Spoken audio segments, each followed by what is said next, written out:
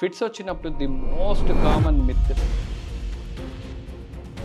First తాళాలు పెడతారు. European any కంట్రీస్లో ఫిట్స్ అంటే ఇంత ముందు ఏం దయ్యం పట్టిందో లేకపోతే ఈవిల్ స్పిరిట్ వచ్చిందని అనుకునే this has become a big taboo. అంటే నేను కూడా కొన్ని యూట్యూబ్ వీడియోస్లో చూశాను, సంగీతం వాయిస్తుంటారు లేదా వాళ్ళకి నచ్చిన వీడియోనో పాటనో ఏదో వింటుంటారు, వాళ్ళకి బ్రెయిన్ సర్జరీ అనేది జరుగుతుంది. ఇట్లా ఎందుకు చేస్తారు? సో దీంట్లోకి అనే కాన్సెప్ట్ ఇప్పటి నుంచో ఉంది, చాలా మంది చేస్తుంటారు. ఎందుకు చేస్తారు అంటే ఈ లెవెల్ అనేది ఇప్పుడు మనం ఇట్లా వంచుతున్న కొద్దీ మళ్ళీ లెవెలింగ్ చేసుకుంటాం కదా, అది చెవులలో బ్రెయిన్ కి సంబంధించి కూడా ఒక ఫ్లూయిడ్ ఉంటుంది. ఆ ఫ్లూయిడ్ కూడా ఆ లెవెల్ మెయింటైన్ చేసుకోవాలి, అదే మన బ్రెయిన్ కి సిగ్నల్ ఇస్తుంది. క్లియర్లీ బ్యూటిఫుల్గా ఎక్స్ప్లెయిన్ చేస్తారు. బ్రెయిన్లో ట్యూమర్ ఉన్నా, స్ట్రోక్ వచ్చినా, పెరాలసిస్ వచ్చినా బ్రెయిన్ కూడా ఉబ్బడం స్టార్ట్, స్వెల్లింగ్ వస్తుంది. బ్రెయిన్ కిందికి జారితే కింద చిన్న మెదడు ఉంటుంది, ఈవెన్ ఏ సెంటీమీటర్ దాని మీద ప్రెషర్ పడ్డా పేషెంట్ పార్ట్లో మీరు సర్జరీ చేయాలనుకున్నప్పుడు పైన ఉన్నటువంటి ఆ బోన్ ఏదైతే ఉంటుందో దాన్ని తొలగించి, సో ఆ టైంలో మనం ఏం చేయాలి, ఇక్కడ నుంచి ఇక్కడ వరకు ఈ బోన్ తీసేస్తాం. ఈ బోన్ ఈ లోపు పొట్టలో పెట్టడం కానీ, ఈ బ్రెయిన్ హెల్త్కి కానీ బ్రెయిన్కి కానీ ఎంతవరకు కానీ సేమ్ థింగ్. టీ కాఫీ తీసేసి మందు సిగరెట్ పెడతాం. సిగరెట్ తాగితేనే సార్ దమ్ము కొట్టేస్తేనే నాకు యాక్టివ్ అయింది, మందు తాగితేనే నాకు బాధలు పోతున్నాయి. These are all addictions. చిన్నప్పుడు ఓపెన్ వాటర్ సంపులు ఉంటాయి, నేను పరిగెత్తుకుంటూ వెళ్ళి బ్యాలెన్స్ తప్పి ఆ వాటర్ సంపులో పడితే తలకి చిన్నప్పుడు దెబ్బ తగిలి లోపల బ్లడ్ క్లాట్ అయింది. ఎగ్జాక్ట్గా 10 to 12 years తర్వాత ఆల్ ఆఫ్ ఏ సడన్ గా 1 day కోమాలో ఉన్నాను. అంటే సూపర్ఫిషియల్ ఏరియాలో ఎప్పుడైతే ఎలక్ట్రికల్ కరెంట్ జనరేషన్ ఎక్కువ అవుతుంది, then you get medico Priyanka అని చెప్పి డాక్టర్ బ్రెయిన్ డెడ్ అయింది అని అంటారు. బ్రెయిన్ డెడ్ అంటే ఏంటి అసలు కండిషన్? ఎంతో బాగా ఫ్యూచర్ ఉన్న అమ్మాయి డ్రగ్స్ తీసుకున్నారు, ఆల్కహాల్ తీసుకున్నారు, వాట్ చెప్పు దుర్మార్గులు తీసుకోవడం వల్ల, అంటే చెప్పినట్టు ఈ కంటి పొరలో లోపల ప్యూపుల్స్ అనేది అవి కంప్లీట్గా డైలేట్ అయిపోయి లైట్గా సైన్ ఏముంటుంది. సాఫ్ట్వేర్ అండ్ ఫార్మా ఎంప్లాయీస్ వాళ్ళు నైట్ షిఫ్ట్లో కొన్ని రోజులు పని చేయడం, డే షిఫ్ట్లో కొన్ని రోజులు పని చేయడం, ఈ స్లీప్ సైకిల్ డిస్టర్బ్ అయితే జరిగే ప్రాబ్లమ్స్ ఏముంటాయి?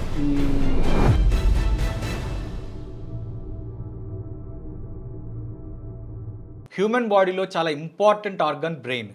ఈ బ్రెయిన్ డెవలప్ అవ్వడానికి కారణము మన హ్యూమన్ ఎవల్యూషన్లో మనిషి నిటారుగా నిల్చొని నడిచే క్రమంలో ఈ బ్రెయిన్ అనేది డెవలప్ అయింది. ప్రతిదీ కూడా, ప్రతి డెసిషన్ కావచ్చు, లైఫ్లో ప్రతి అంశం కావచ్చు, బ్రెయిన్తోనే మనం తీసుకుంటాం.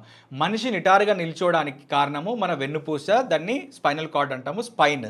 సో ఈ స్పైన్కి సంబంధించి, బ్రెయిన్కి సంబంధించి ప్రతిరోజు ఎవ్రీ సెకండ్ పర్సన్ ఎన్నో సమస్యలను ఎదుర్కొంటుంటారు. ఈ రెండింటిని మనము మన జీవితంలో ఎలా ఆర్గనైజ్ చేయాలి, ఈ సమస్యల్ని మనం అధిగమించడానికి లేదా ఈ సమస్యల్ని మనం డే టు డే లైఫ్లో డీల్ చేయడానికి ఈ పాడ్కాస్ట్ మనకు చాలా బాగా ఉపయోగపడుతుంది. ఈరోజు మన గెస్ట్ ఒక consultant neuro surgeon, consultant brain and spine surgeon కూడా. సో ఈ పాడ్కాస్ట్ మీకు నచ్చినట్లయితే మా ఈ ఛానల్ని సబ్స్క్రైబ్ చేసి, లైక్ చేసిన తర్వాత హైప్ అనే బటన్ వస్తుంది, దాన్ని హైప్ చేసి మమ్మల్ని ఎంకరేజ్ చేస్తారని చెప్పి ఆశిస్తున్నాను. Keep watching. సార్ నమస్కారం. నమస్తే అండి. Doctor K Vamsikrishna, consultant brain and spine surgeon, consultant neuro surgeon. Yes అండి. సార్ రెండింటికి తేడా ఏంటి sir? Brain and neuro surgeon అనే వాళ్ళు usually we deal with both brain and spine. Okay. ఇప్పుడు ఎక్కువ మిస్కన్సెప్షన్ ఏమవుతుందంటే బ్రెయిన్ ఒక్కటే, న్యూరో సర్జన్ అంటే బ్రెయిన్ ఒక్కటే చూస్తారేమో అని. సో ఇది మిస్ అవ్వడానికి బ్రెయిన్ అండ్ స్పైన్ సర్జన్ అని సపరేట్గా యాడ్ చేస్తున్నాం. Okay. So it's a consultant neuro surgeon, brain and spine surgeon. Okay. So neuro surgeon deals with both the brain and also the spine. So అందుకే brain and spine surgeon. Okay. మీరు మీ యొక్క medical journey, అంటే మీరు ఎందుకు medicine తీసుకున్నారు, తర్వాత ఈ జర్నీ ఎలా ఉంది మీది? ఎంబీబీఎస్ అంటే మనం ఐఎమ్ 40 years, అంటే ఆ 80s 90s జనరేషన్ పిల్లల్లో ఐదర్ మెడిసిన్ ఆర్ ఇంజనీరింగ్ ఉండేది. నేను చిన్నగా ఉన్నప్పుడు బాగా అంటే ఎక్కువ మెకానికల్గా ఇంట్లో ఏ వస్తువు పాడైనా ఓపెన్ చేసి చూడడము, రిపేర్ చేసి చూడడము అనుకుంటే డెఫినెట్గా ఇంజనీరింగ్ వైపు పోతానేమో అనుకునేవాడిని ఇంట్లో వాళ్ళందరూ. బట్ అనే ఇంజనీరింగ్ తీసుకున్నారు. So next option was medicine for me. ఆ టైంలో that was the trend, either medicine or engineering. So I had to choose MBBS choose చేసుకున్నాను. మెడికల్ కాలేజ్ 2003 నుంచి 2009 వరకు ఎంబీబీఎస్ చేశాను. Okay. Then I finish general surgery తర్వాత నిజామ్స్ ఇన్స్టిట్యూట్స్లో neuro surgery చేశాను. Okay. So ఆ తర్వాత మీ యొక్క మెడికల్ జర్నీ ఎలా ఉంది? అంటే మీరు యాజ్ అ డాక్టర్గా ఆఫ్టర్ యువర్ పోస్ట్ గ్రాడ్యుయేషన్,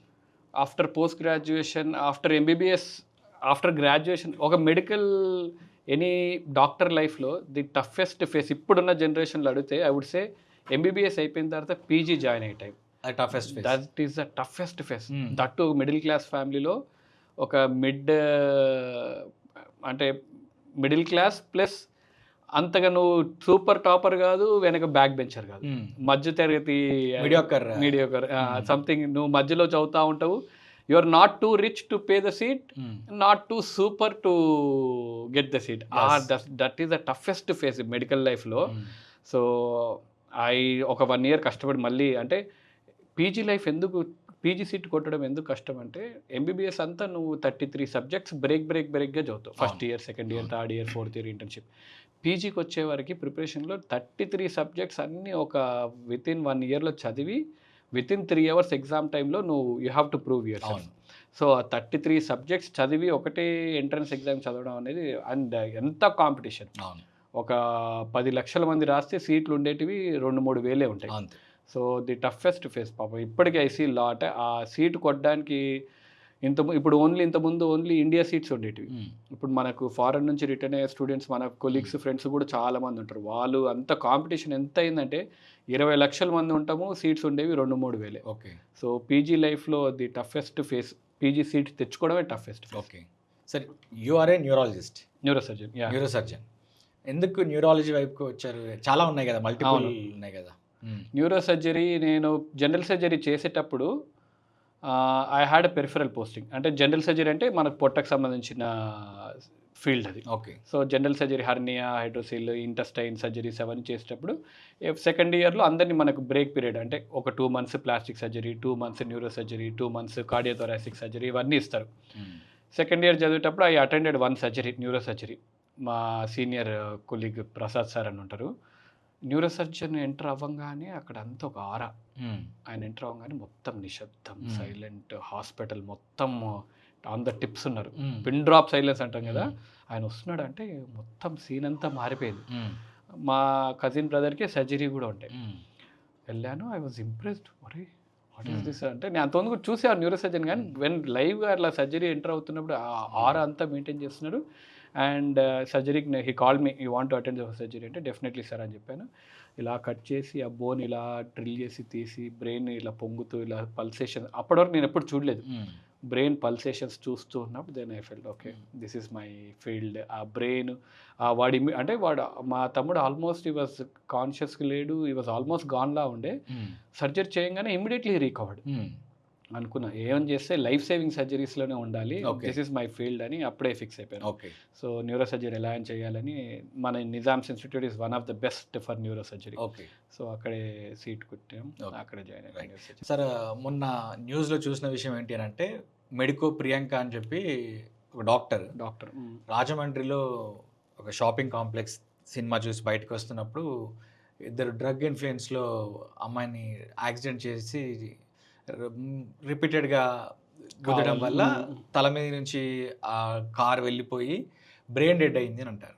అసలు చాలాసార్లు చూసాను నేను, బ్రెయిన్ డెడ్ అయింది అనే విషయం చెప్తుంటారు. ఆర్గాన్ డొనేషన్ కూడా చేస్తుంటారు బ్రెయిన్ డెడ్ అయిన వాళ్ళది. బ్రెయిన్ డెడ్ అంటే ఏంటి అసలు condition?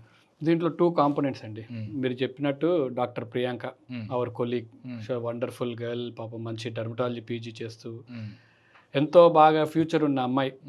Okay, she went A movie. ఎదురుగా డ్రగ్స్ తీసుకున్నారు, ఆల్కహాల్ తీసుకున్నారు, వాట్ దే టుక్, ఏం తీసుకున్నారో తెలియదు. దుర్మార్గులు తీసుకోవడం వల్ల అంటే మీరు చెప్పినట్టు మందు, ఆల్కహాల్ ఇవేం తీసుకున్నా బ్రెయిన్లో ఫ్రాంటల్ ఇనిబిషన్ సైన్స్ అనేవి వెళ్ళిపోతాయి. ఓకే. మనిషిలా బిహేవ్ చేయకుండా పశువులా బిహేవ్ చేయడం వల్ల ఈ మందు, ఆల్కహాల్ తీసుకోవడం వల్ల ఇలానే జరుగుద్ది. ఆ రోడ్ రేజ్ అంటాం కదా, చిన్న ఏదో వెనక్కి తీసుకుంటే తగిలాడు, అమ్మాయి ఏదో అన్నది, వీడు మళ్ళీ అన్నాడు, తిట్టుకున్నారు, మళ్ళీ గుద్దాడు ఒకసారి. ఎంత అంటే ఆ ఆల్కహాల్ ఇవి తీసుకోవడం వల్ల ఎంత కచ్చిగా ఉంటారంటే గుద్దిన తర్వాత మళ్ళీ కావాలని రెండోసారి వెనక్కి వచ్చేసి అమ్మాయి మీదకి వెళ్ళి ఎక్కించుకొని, తల మీదకి వెళ్ళి పొట్ట మీదకి వెళ్ళి ఎక్కించుకొని వాంటెడ్గా గుద్దిపోయాడు. అంత మళ్ళీ ఆల్కహాల్ ఇవన్నీ తీసుకున్నప్పుడు ఎదురుగా డివైడర్ ఉంది, డివైడర్ నేను గుద్దలేదు, చూసుకోకుండా మళ్ళీ చూసుకొని వెళ్ళిపోయాడు. అమ్మాయి చనిపోయింది, బ్రెయిన్ డెడ్ అయింది. మీరు అడిగిన లీగల్ దీంట్లో మెడికల్ క్వశ్చన్ వచ్చేసి బ్రెయిన్ డెడ్ అంటే ఏంటి? బ్రెయిన్ డెడ్ అన్నప్పుడు మనం కామన్ పబ్లిక్ టర్మ్స్లో మాట్లాడుకోవాలంటే గుండె ఇంకా కొట్టుకుంటుంటుంది, గుండెకు సరఫరా అవ్వాల్సిన, బ్రెయిన్కి సప్లై అవ్వాల్సిన బ్లడ్ సప్లై కంప్లీట్గా బ్యానిష్ అయిపోతుంది. ఓకే. బ్రెయిన్ స్టెమ్ అనేది అక్కడ నుంచి మనకు పోవాల్సిన సిగ్నల్స్ అన్నీ బంద్ అయిపోతాయి. Brain is your master organ, okay. It will control everything. So నీకు సిగ్నల్స్ ఇంకా బ్రెయిన్ నుంచి సిగ్నల్స్ ఏవీ లేవు. ఈ కంటి పొరలో లోపల ప్యూపిల్స్ అని ఉంటుంది, అవి కంప్లీట్గా డైలేట్ అయిపోయి ఫిక్స్, అంటే ఇంకా లైట్గా సైన్ ఏముంటుంది. అండ్ మనం ఇలా తిప్పితే కన్ను ఇటువైపు తిరుగుద్ది, ఇలా తిప్పితే ఇటువైపు. బ్రెయిన్ డెడ్ అయినప్పుడు ఇవేం అటు ఇటు కూడా ఏం తిరగవు. సో కాఫ్ రిఫ్లెక్స్ మనం చెక్ చేసినప్పుడు రిఫ్లెక్స్ ఏముండదు. చెవులో నుంచి ఫ్లూయిడ్ పంపించిన తర్వాత టెంపరేచర్ అవి చెక్ చేసుకొని టెస్ట్ చేస్తాం, అవి కూడా ఏముండదు. సో బ్రెయిన్ డెడ్ అనేది మన కంప్లీట్ ఇంకా బాడీ షట్ డౌన్ అవుతుంది. బ్రెయిన్ నుంచి సిగ్నల్స్ ఏ పార్ట్కి ఎక్కడికి ఏం సిగ్నల్ అవ్వదు, ఏ పార్ట్ పనిచేయదు. So that is called brain dead. మెల్లిగా గుండె కొట్టుకోవడం ఆపేయడం ఇవన్నీ మెల్లిగా జరిగిపోతూ ఉంటుంది. సో బ్రెయిన్ డెడ్ ఉన్నప్పుడే why we go for organ donation అంటే, బ్రెయిన్ పనిచేయకపోతే ఇంకా rest all organs are nothing, you won't move, నీకు ఇంకే పార్ట్ ఏది పనిచేయదు. అదే టైంలో డ్రగ్స్ కంటిన్యూ చేసుకొని మందులు గుండె కొట్టుకోవడానికి, గుండె కొట్టుకుంటుంది అనుకోండి, మిగతా ఆర్గన్స్కి సప్లై ఉంటుంది, కిడ్నీస్కి కానీ లివర్కి కానీ సప్లై ఉండి ఆ టైంలోనే ఆర్గన్స్ రిట్రీవల్ చేసుకుంటారు. ఒక మనిషి చనిపోయాక ఎంతమందిని 7 మనుషులను బతికించవచ్చు. ఒక కిడ్నీ, ఒక హార్ట్, 2 లంగ్స్, ఒక లివర్, స్ప్లీన్, కొన్ని ఇంటెస్టైన్స్ కూడా కొన్నిసార్లు వాడతారు, కార్నియా వాడుకుంటారు. So this are all required organ donation. ఒక మనిషి చనిపోయిన తర్వాత కూడా తిరిగి మళ్ళీ బతకడానికి అదొక వే. ఓకే. మీరు యాజ్ ఎ న్యూరో సర్జన్గా చాలా కామన్గా చూస్తున్నటువంటి ప్రాబ్లమ్స్ ఏముంటాయి స్పైన్ అండ్ బ్రెయిన్కి సంబంధించినవి? బ్రెయిన్లో ఎక్కువ చూసేది మన హెడ్ఏక్స్లో చాలా రకాల హెడ్ఏక్స్ ఉంటాయి. దాంట్లో most common migraine headaches, which are non surgical, surgery అవసరం లేదు. Neurologist see a lot of migraine cases. స్పైన్లో అయితే ఎక్కువ back pain, neck pain, the most common. ఇప్పుడు బ్యాక్ పెయిన్, నెక్ పెయిన్ ఎంత కామన్ అయిపోయిందంటే హెయిర్ ఫాల్ ఎంత కామనో, మొహం మీద ముడతలు ఎంత కామనో, ఇప్పుడు బ్యాక్ పెయిన్, నెక్ పెయిన్ లేకుండా ఉండడం అనేది ఇంపాసిబుల్గా అయిపోయింది. సో ప్రతి ఒక్కరికి back pain, neck pain has become most common thing. So these are the regular cases which we see. Fits కానీ, హెడ్ ఏక్స్ కానీ, neck pain, back pain, these are the regular the OPVC. Sir ఇప్పుడు చాలామందికి, నేను చిన్నప్పుడు తలనొప్పి అనేవాళ్ళు సారడాన్ లాంటి tablet ఒకటి వేసుకుంటే తగ్గిపోయేది, కానీ ఇప్పుడు ప్రతి ఒక్కరు మైగ్రేన్ ఉంది నాకని చెప్తుంది. అసలు మైగ్రేన్ అంటే ఏంటి నాకు అర్థం కాలేదు. మైగ్రేన్ అంటే ఏంటి?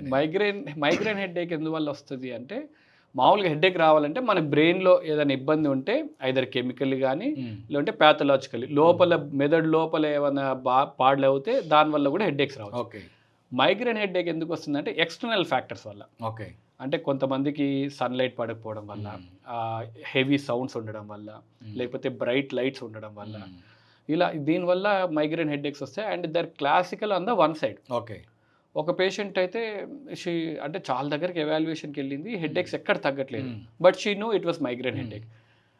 మందులు వేసుకున్నంతసేపు రిలాక్స్ అవుతుంది, కాకపోతే అది మళ్ళీ తగ్గట్లేదు, వస్తూ ఉంది. ఎప్పుడు వస్తుంది? Then I said okay, headache diary అని మెయింటైన్ చేయండి మీరు అని చెప్పాను. ఎప్పుడు వస్తుంది నోట్ డౌన్ చేసుకోండి, దెన్ విల్ బ్రేక్ డౌన్ అని చెప్పాను. ఒక 1 month చూసుకుంది. Whenever she was attending an office meeting, closed మీటింగ్లో కూర్చున్నప్పుడే హెడ్ఏక్స్ వస్తుంది. క్లోజ్డ్ మీటింగ్స్లో ఏం కామన్ ఫ్యాక్టర్స్ ఏముంటాయి అవన్నీ ఎవాల్యుయేట్ చేసుకుంటూ ఉన్నాం. ఈ లైట్ ఇవి అవన్నీ కూడా దానివల్ల కూడా ఏం అవ్వట్లేదు. దెన్ బాగా డీప్గా రీసెర్చ్ చేస్తే ఇంకెక్కడ వస్తుంది హెడ్ఏక్స్ అవి అంటే పార్టీస్కి వెళ్ళినప్పుడు వస్తుంది. Then we came to conclusion that it was because of our perfume smells. Right. ఏదైనా పర్ఫ్యూమ్ స్మెల్స్ ఎక్కువ ఉన్నప్పుడు she was getting headache. Right. అది బ్రేక్ చేయడానికి చాలా రోజులు, అంటే కామన్ ఫ్యాక్టర్ ఏముందో చూసుకొని మైగ్రేన్ హెడ్ఏక్స్లో ఆ ట్రిగర్ ఫ్యాక్టర్ బంద్ చేసి విత్ ప్రాపర్ మెడికేషన్ తీసుకుంటే that will immediately relief. Okay. ఒక 2 months తర్వాత పర్ఫ్యూమ్ స్మెల్స్ అవాయిడ్ చేసుకుంటూ slowly started using mask, medicines వేసుకుంటూ ఆ సైకిల్, ఆ చైన్ బ్రేక్ అవ్వగానే షీ వాస్ కంఫర్టబుల్. ఓకే. ఇంకొక లేడీ అయితే వంట చేసిన ప్రతిసారి హెడ్ఏక్ వస్తుంది సార్ అంది, కానీ వంట చేయకుండా ఉండలేదు. She has to feed our family, ఇంట్లో వాళ్ళకి అన్నం పెట్టాలి, పిల్లలకి అన్నం పెట్టుకోవాలి. వంట చేసిన ప్రతిరోజు హెడ్ఏక్ వస్తుంది, బయట తిన్న రోజు హెడ్ఏక్ రావట్లేదు సార్ అది. ఇంట్లో వాళ్ళకేమో పాపం ఆబ్వియస్ గొడవలు అవుతాయి, నువ్వు వంట చేయట్లేదు కావాలని తప్పించుకుంటాను, ఇవన్నీ బ్లేమ్ చేస్తూ ఉన్నారు. She was fed up, headaches వస్తుంది, emotionally she was trained out, ఇంట్లో వాళ్ళు ఎవరు నమ్మట్లేదు సార్ అని. దెన్ హిస్టరీ బాగా తీసుకుంటే అన్నం ఉడికేటప్పుడు స్మెల్ వస్తుంది. So she was irritated for that one. ఆ అన్నం ఉడికే స్మెల్ తోటి హెడ్ఏక్స్ వస్తాం. సో తను కూడా మాస్క్ యూజ్ చేసి ఆ ఉడికేటప్పుడు కొద్దిగా దూరం ఉండటంతో హెడ్ఏక్స్ తగ్గిపోయి మెడిసిన్స్ తీసుకోగానే now she is leading and happy life. So అదే మైగ్రేన్ హెడ్ఏక్స్లో ఈ చిన్న ట్రిగర్ ఫ్యాక్టర్స్ ఉంటాయి. మెడిసిన్స్ చాలా ఉన్నాయి, but unless until you break that trigger factor, you avoid that trigger factor, these headaches will keep on continuing. మీరు ఇంకా doctor మీద doctor మారుస్తూనే ఉంటారు, కొత్త స్కాన్లు అయితేనే ఉంటాయి. You should try to basically avoid this trigger factors. Avoid చేయగానే you will feel better. Okay sir, నాది పర్సనల్గా 2 క్వశ్చన్స్ ఉన్నాయి. ప్లీజ్. నేను ఏదైనా ఘాట్ రోడ్ మీద ట్రావెల్ చేస్తున్నప్పుడు లేదా కార్లో ట్రావెల్ చేస్తున్నప్పుడు, కార్లో ట్రావెల్ చేస్తే డైరెక్ట్గా నేను రోడ్డుని చూస్తే ఏమవ్వదు నాకు. నేను డైరెక్ట్ రోడ్డుని నా యొక్క సైట్ కనుక రోడ్డు మీద ఉండి చుట్టుపక్కల సరౌండింగ్స్ మీద ఉంటే ఏమవ్వదు. ఒకవేళ లేకపోతే ఏమవుతుంది అని అంటే, నేను ఇంటర్నెట్లో చూసి తెలుసుకున్నా, ఈ వాటర్ దీనికి ఒక లెవెల్ ఉంది కదా, ఈ లెవెల్ అనేది ఇప్పుడు మనం ఇట్లా వంచుతున్న కొద్దీ మళ్ళీ లెవెలింగ్ చేసుకుంటుంది కదా అది. అదే విధంగా నేను తెలుసుకున్నది ఏంటి అని అంటే, మన చెవులలో బ్రెయిన్కి సంబంధించి కూడా ఒక ఫ్లూయిడ్ ఉంటుంది. ఆ ఫ్లూయిడ్ కూడా ఆ లెవెల్ మెయింటైన్ చేసుకోవాలి, అదే మన బ్రెయిన్కి సిగ్నల్ ఇస్తుంది అని. నాకేంటంటే ప్రాబ్లం, నాకే కాదు చాలా మంది చూసిన ప్రాబ్లం ఏంటంటే, ఒకవేళ రోడ్డుని చూడకపోతే వెనక సీట్లో కూర్చుంటే వామిటింగ్ వచ్చేస్తుంది. ఇమీడియట్గా పక్కనే ఆపేసి మోషన్ సిక్నెస్ వామిటింగ్ వస్తుంది. ఇప్పుడు మున్నార్ లాంటి, కాశ్మీర్ లాంటి, మున్నార్ లాంటి ఘాట్ రోడ్స్, మన శ్రీశైలం తక్కువ ఇంకా, అట్లా ఘాట్ రోడ్స్కి వెళ్ళినప్పుడు ఏంటంటే ఇమీడియట్గా కార్ ఆపుకొని వామిటింగ్ చేసిపోతేనే definitely they will feel better. So దీన్ని ఏంటి అని చెప్పి తెలుసుకున్నప్పుడు వెర్టిగో అనే విషయం అర్థమైంది. అసలు వెర్టిగో అంటే ఏంటి, ఇది ఎందుకు వస్తుంది అసలు? వర్టిగో అనేది ఏంటంటే, మనకు ఇప్పుడు ఈ కళ్ళు ఉన్నాయి కదా, దీస్ ఆర్ గేజ్డ్, అంటే ఇలా మిమ్మల్ని స్ట్రేట్ చూడడానికి ఉన్నాయి, వీళ్ళు సైడ్కి లేవు, ఇలా సైడ్కి లేవు. White is maintained very well. వెనక మెదడు భాగంలో సెరిబెల్లం అంటాం, ఈ భాగం వెనక ఉండేదాన్ని సెరిబెల్లం అంటాం. So this will also control your steadiness. Okay. తర్వాత చెవులో మీరు చెప్పినట్టు యూ క్లియర్లీ బ్యూటిఫుల్గా ఎక్స్ప్లెయిన్ చేశారు, అది ఎండోలింఫ్ ఫ్లూయిడ్ అంటాం, చెవులో ఆ ఫ్లూయిడ్. అండ్ సర్వైకల్, ఈ వర్టిబ్రా, ఈ సర్వైకల్ వర్టిబ్రా, ఈ 3 కలిపి మిమ్మల్ని కాన్స్టెంట్గా ఒక పొజిషన్లో ఉంచడానికి ట్రై చేస్తుంది. ఎప్పుడైతే ఇవి ఇంబ్యాలెన్స్, సెరిబెల్లంలో ఏమైనా అయినా, లేకపోతే చెవులో ఏదైనా ఫ్లూయిడ్ ఏదైనా ఉన్నా, ఇన్ఫెక్టెడ్ అయినా, లేదంటే సర్వైకల్ ప్రాబ్లం ఉన్నా వర్టిగో వస్తుంది. మీరు ఎక్స్ప్లెయిన్ చేసింది ఘాట్ రోడ్లో. ఓకే. వెన్ ఘాట్ రోడ్లో వెళ్తున్నప్పుడు you should obviously when you're concentrating on one thing, it is easy to maintain. మీరు దాన్నే చూస్తుంటారు, దాన్నే డ్రైవ్ చేస్తున్నారు కాబట్టి ఐ అంతా ఒక మూమెంట్లో మెయింటైన్ చేస్తుంది. మీరు ఫోన్ చూసినా, లేకపోతే బయట ఎక్కడైనా చూస్తున్నా, బుక్స్ చదివినా, అప్పుడు ఆ లెటర్స్ పైకి కిందికి మూవ్ అవుతూ ఉంటాయి. సో ఈ సకాడిక్ మూమెంట్స్ని ఐ బ్రెయిన్ కోరిలేట్ చేసుకోవాలి. సో పైకి కిందికి ఇలా మూవ్ అవుతున్నప్పుడు ఆబ్వియస్లీ బ్రెయిన్కి CTZ సెంటర్ అని ఉంటుంది. సో ఆ ఏరియాని బ్రెయిన్ స్టిమ్యులేట్ చేస్తుంది. So that will cause vomiting sensation. So అందువల్ల ఈ బ్రెయిన్ ఐకి ఆ విజన్ కోరిలేట్ అవ్వకుండా లెటర్స్ అన్నీ పైకి కిందికి మూవ్ అయిపోయి, ఎక్కువ ఫోన్ చూస్తున్నా, లేదంటే your trying to read a book కానీ, లేకపోతే నువ్వు కాన్సన్ట్రేట్ ఎక్కువసేపు ఇలా తిప్పుతున్నా, then you will have this vertigo. So దీన్ని అవాయిడ్ చేయాలంటే సినరిజిన్ అనే ట్యాబ్లెట్ ఉంటుంది. So before travelling you can take that motion sickness tablet ఉంటుంది, అది వేసుకున్నా, లేకపోతే either you try to sleep or try to concentrate only on the road. ఏం tablets? Cinnarizine అని ఉంటుంది, స్పిన్ ఫ్రీ కానీ, ట్రేడ్ నేమ్స్ చాలా ఉన్నాయి. వర్టిన్ టాబ్లెట్ ఉంటుంది. సో ఇవి వేసుకున్నా, గిడ్డినెస్ ఎక్కువ ఉన్న వాళ్ళకు that will help them. Okay. Only vomiting అయితే వామిటింగ్ ప్రివెన్షన్ టాబ్లెట్స్, జోఫర్ కానీ, వాండన్ సెట్రాన్, ఓమేజో అన్ని చాలా ఉంటాయి, అవి వేసుకున్నా సరిపోద్ది. ఇవి వేసుకుంటే that motion sickness will come down. Another personal question ఏంటి అని అంటే, చిన్నప్పుడు మనకి ఇప్పుడు అంటే క్లోజ్డ్ వాటర్ సంపులు ఉన్నాయి, అందులో సబ్మెర్సిబుల్ మోటార్స్ పెట్టి పైకి వాటర్ ఎక్కిస్తారు, క్లోజ్డ్ ఉన్నాయి. చిన్నప్పుడు ఓపెన్ వాటర్ సంపులు ఉండేవి. ఆ వాటర్ సంపు వచ్చినప్పుడు వాటర్ వస్తున్నాయంటే మనం వెళ్ళి పట్టుకోవాలి. ఎందుకు చెప్తున్నాను ఈ స్టోరీ అంటే, మా అమ్మ వాటర్ వస్తుందో లేదో చూసి రాపో అని చెప్పి గట్టిగా అనింది. నేను పరిగెత్తుకుంటూ వెళ్ళి బ్యాలెన్స్ తప్పి ఆ వాటర్ సంపులో పడితే ఈ తలకి చిన్నప్పుడు దెబ్బ తగిలి లోపల బ్లడ్ క్లాట్ అయిందంట. మా ఫాదర్ తిడతాడనో లేకపోతే ఇంకేదైనా భయం వల్ల డాక్టర్ దగ్గర తీసుకెళ్ళేది ఆ రోజు. అండ్ నేను కొంచెం పిల్లలకి కొంచెం ఏడ్ చేసి ఊరుకుంటారు కదా, సో ఊరుకున్నారు. ఎగ్జాక్ట్గా 10 to 12 years తర్వాత నాకు ఫిట్స్ వచ్చింది. నేను చాలా చాలా హెల్తీగా ఉన్నా, స్కూల్కి వెళ్తున్నా, చాలా యాక్టివ్గా ఉన్నా, అన్ని రకాలుగా అన్ని పనులు చేస్తున్నా. ఒక ఆల్మోస్ట్ 1 day, ఆ రోజు ఏం జరిగిందో తెలియదు నాకు. 1 day కోమాలో ఉన్నా నేను. నా జీవితంలో 1 day ఏం జరిగిందనే విషయం తెలియదు నాకు. నేను ఒక 1 day మిస్ అయిపోయింది. ఏమైంది అనేది విషయం తెలియదు, అనుకోకుండా ఒక రోజులాగా పోయింది అది. సో అసలు దీన్ని ఎట్లా డయాగ్నోస్ చేసుకోవాలి? ఇంకొక విషయం, ఆ రోజు ఫిట్స్ వచ్చినప్పుడు చేతుల్లో చుట్టుపక్కల వాళ్ళు పల్లెటూరు కాబట్టి ఈ తాళాలు తాళాలు అవి పెట్టుకుంటారు. తాళం గుత్తి లాంటిది పెట్టడం ఇదంతా కరెక్ట్ ప్రాసెస్ అంటారా? So will break the question. First మీకు తల దెబ్బ తగిలింది. సో తలకు దెబ్బ తగిలినప్పుడు ఏమవుతుందంటే పైన మనకు బ్రెయిన్ పైన ఉండే భాగము ఎముక భాగం. ఓకే. సో ఎముక కింద మజిల్స్ ఉంటాయి. మజిల్స్ తర్వాత మనకు ఉండేది డ్యూరా అని బ్రెయిన్ మీద ఒక కవచం లేయర్ ఉంటుంది. ఓకే. సో బ్రెయిన్కి ఇంజురీ కావాలంటే పైన స్కిన్, మజిల్, బోన్, దాని తర్వాత డ్యూరా అనే లేయర్, దాని తర్వాత బ్రెయిన్కి తగులుతుంది. సో మీరు పడ్డప్పుడు దెబ్బ బాగా గట్టిగానే తగిలినట్టుంది. సో ఈ పైన లేయరు, ఈ పైన బ్రెయిన్ కార్టికల్ ఏరియా మీద మీకు దెబ్బ తగిలి చిన్న బ్లీడ్ అయి ఉంటుంది. తీసుకెళ్ళలేదు, but we didn't get a scan done. So ఆ ఏరియా అలానే హీల్ అయిపోయింది. ఇప్పుడు మనకి చేతికి కానీ మొహన్ కానీ దెబ్బ తగిలింది అనుకోండి, మచ్చ ఎట్లయితే పడుద్దో బ్రెయిన్ కూడా హీల్ అయిన తర్వాత ఆ భాగంలో మచ్చ పడిపోయి ఉంటుంది మీకు. సో పోన్ అది అలానే హీల్ అయిపోయింది. తర్వాత మీకు ఒక 10 years తర్వాత ఫిట్స్ వచ్చింది అంటున్నారు. సో ఫిట్స్ రావాలంటే ఈ బ్రెయిన్ ఈ కార్టికల్ ఏరియా అంటే సూపర్ఫిషియల్ ఏరియాలో ఎప్పుడైతే ఎలక్ట్రికల్ కరెంట్ జనరేషన్ ఎక్కువ అవుతుందో then you will get fits. So ఆ ఏరియాలో మీకు కార్టికల్ స్టిమ్యులేషన్ అవ్వడం వల్ల ఓవర్ జనరేట్ అయిపోయి దెన్ మీకు ఫిట్స్ లాగా వచ్చింది. ఫిట్స్ వచ్చినప్పుడు మనకు మీరు చెప్పినట్టు ది మోస్ట్ కామన్ మిత్ అంటే అందరు ఎవరి ఇంట్లో పోయినా ఫస్ట్ తాళాలు పెడతారు. దీని గురించి మేము డిడ్ ఏ రీసెర్చ్. అసలు ఎందుకు వస్తుంది ఫిట్స్, ఎందువల్ల వస్తుంది, దాని తర్వాత తాళాలు పెడితే ఎందుకు తగ్గుతుంది, ఇది ఓన్లీ అపోహన, మిత్తా, లేకపోతే దీంట్లో ఏమైనా సైంటిఫిక్ బ్యాక్గ్రౌండ్ ఉందా అని చెక్ చేసాం. ఒక రీసెర్చ్లో తెలిసింది ఏంటంటే మనకు ఫిట్స్ అంటే ఏంది, మన ఇండియాలోనే కాదు యూరోపియన్ ఎన్ని కంట్రీస్లో ఫిట్స్ అంటే ఇంత ముందు ఏం దయ్యం పట్టిందో లేకపోతే ఈవిల్ స్పిరిట్ వచ్చిందని అనుకునేవాళ్ళు. దయ్యం పట్టింది అంటే ఇప్పటికీ ఊర్లలో కూడా అదే అపోహ. ఫిట్స్ వచ్చింది, మూర్ఛవ్యాధి వచ్చిందంటే పెళ్ళిళ్ళు ఆపేయడము, లేకపోతే జాబ్లకు ఏదైనా పోకుండా ఉండడానికి. This has become a big taboo. ఎవరికి జాబ్లు ఇవ్వరు, పెళ్ళిళ్ళు అవ్వరు, బాగా ఇబ్బంది పడుతూ ఉంటారు మూర్ఛవ్యాధితోటి.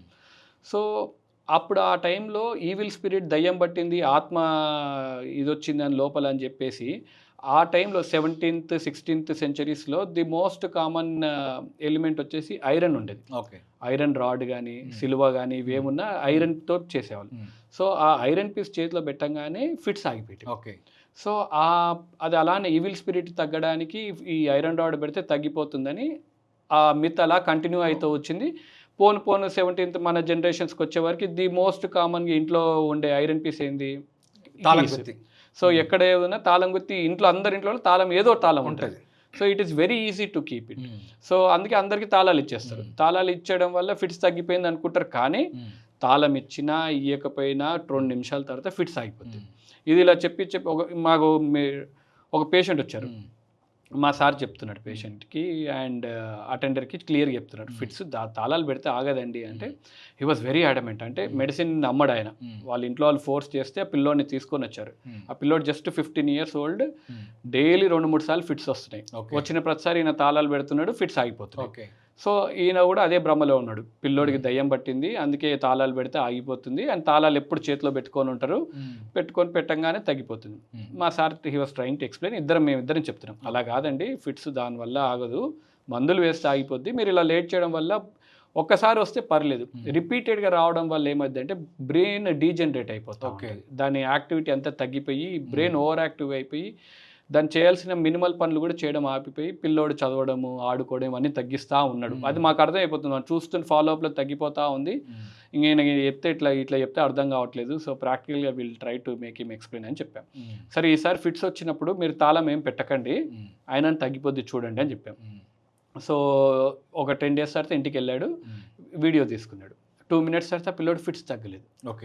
కోఇన్సిడెంటలీ ఈయన ఆ ఫిట్స్ అట్లే కంటిన్యూ అయిపోయింది, తాళం పెట్టంగానే తగ్గిపోయింది. ఇంకా ఆయనకు అది ఇంకా బాగా గట్టి నమ్మకం వచ్చింది.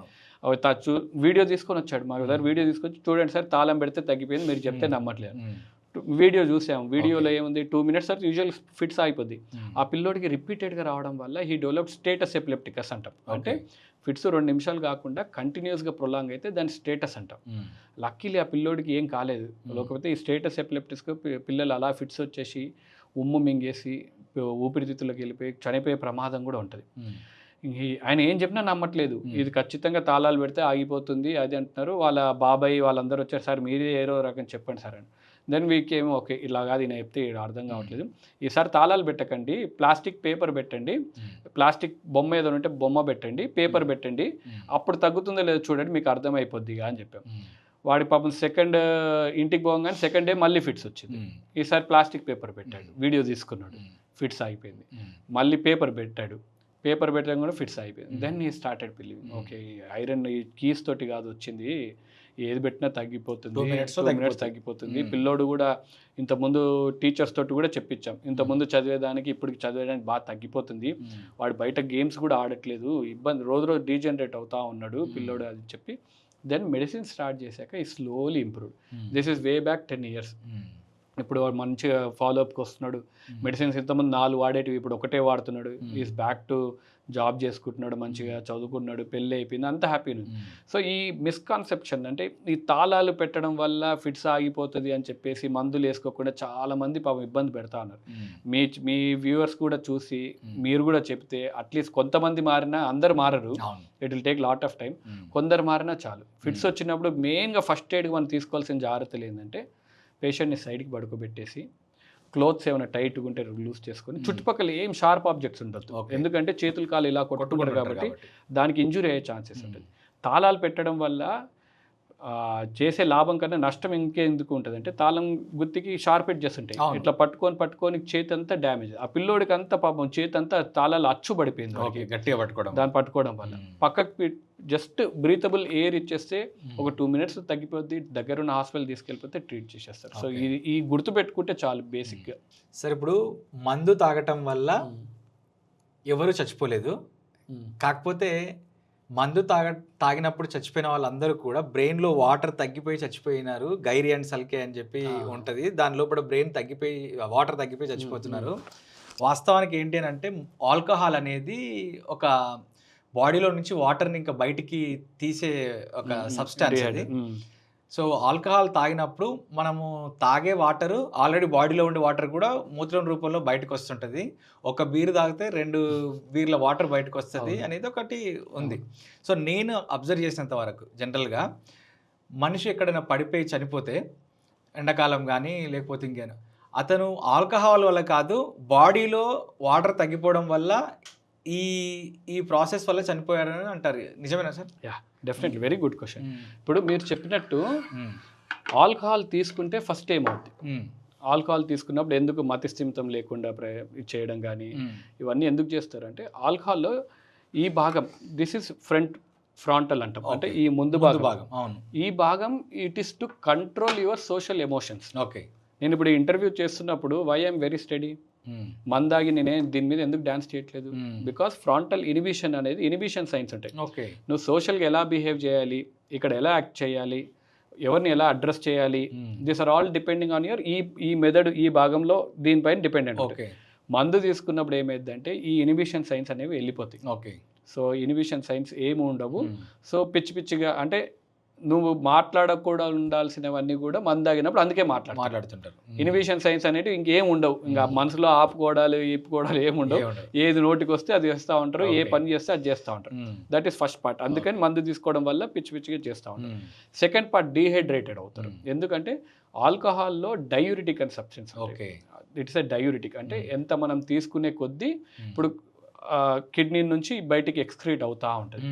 సో కొంతమంది దీని కిడ్నీలో రాళ్ళు ఉన్నప్పుడు కూడా బీర్ తీసుకుంటే మంచిది కదా సార్ అంటారు, ఎక్కువ యూరిన్ వస్తుంది కదా. దాని మెడిసిన్ అది కాదు, దాని వేరే మెడిసిన్స్ ఉంటాయి, అవి తీసుకున్నా వస్తుంది యూరిన్. దీన్ని తీసుకోవడం వల్ల మీరు చెప్పారు కదా గైరై అండ్ సల్కై అని, బ్రెయిన్లో ఇలా వేవ్ ఫార్మ్స్ ఉంటాయి. యూ సీ దిస్ గ్యాప్స్, ఈ గైరై, ఇది సల్కై. సో ఇవన్నీ ఎంత బాగా మెయింటైన్ అవుతుంటే మన బ్రెయిన్ అంత హెల్తీగా ఉంటుంది.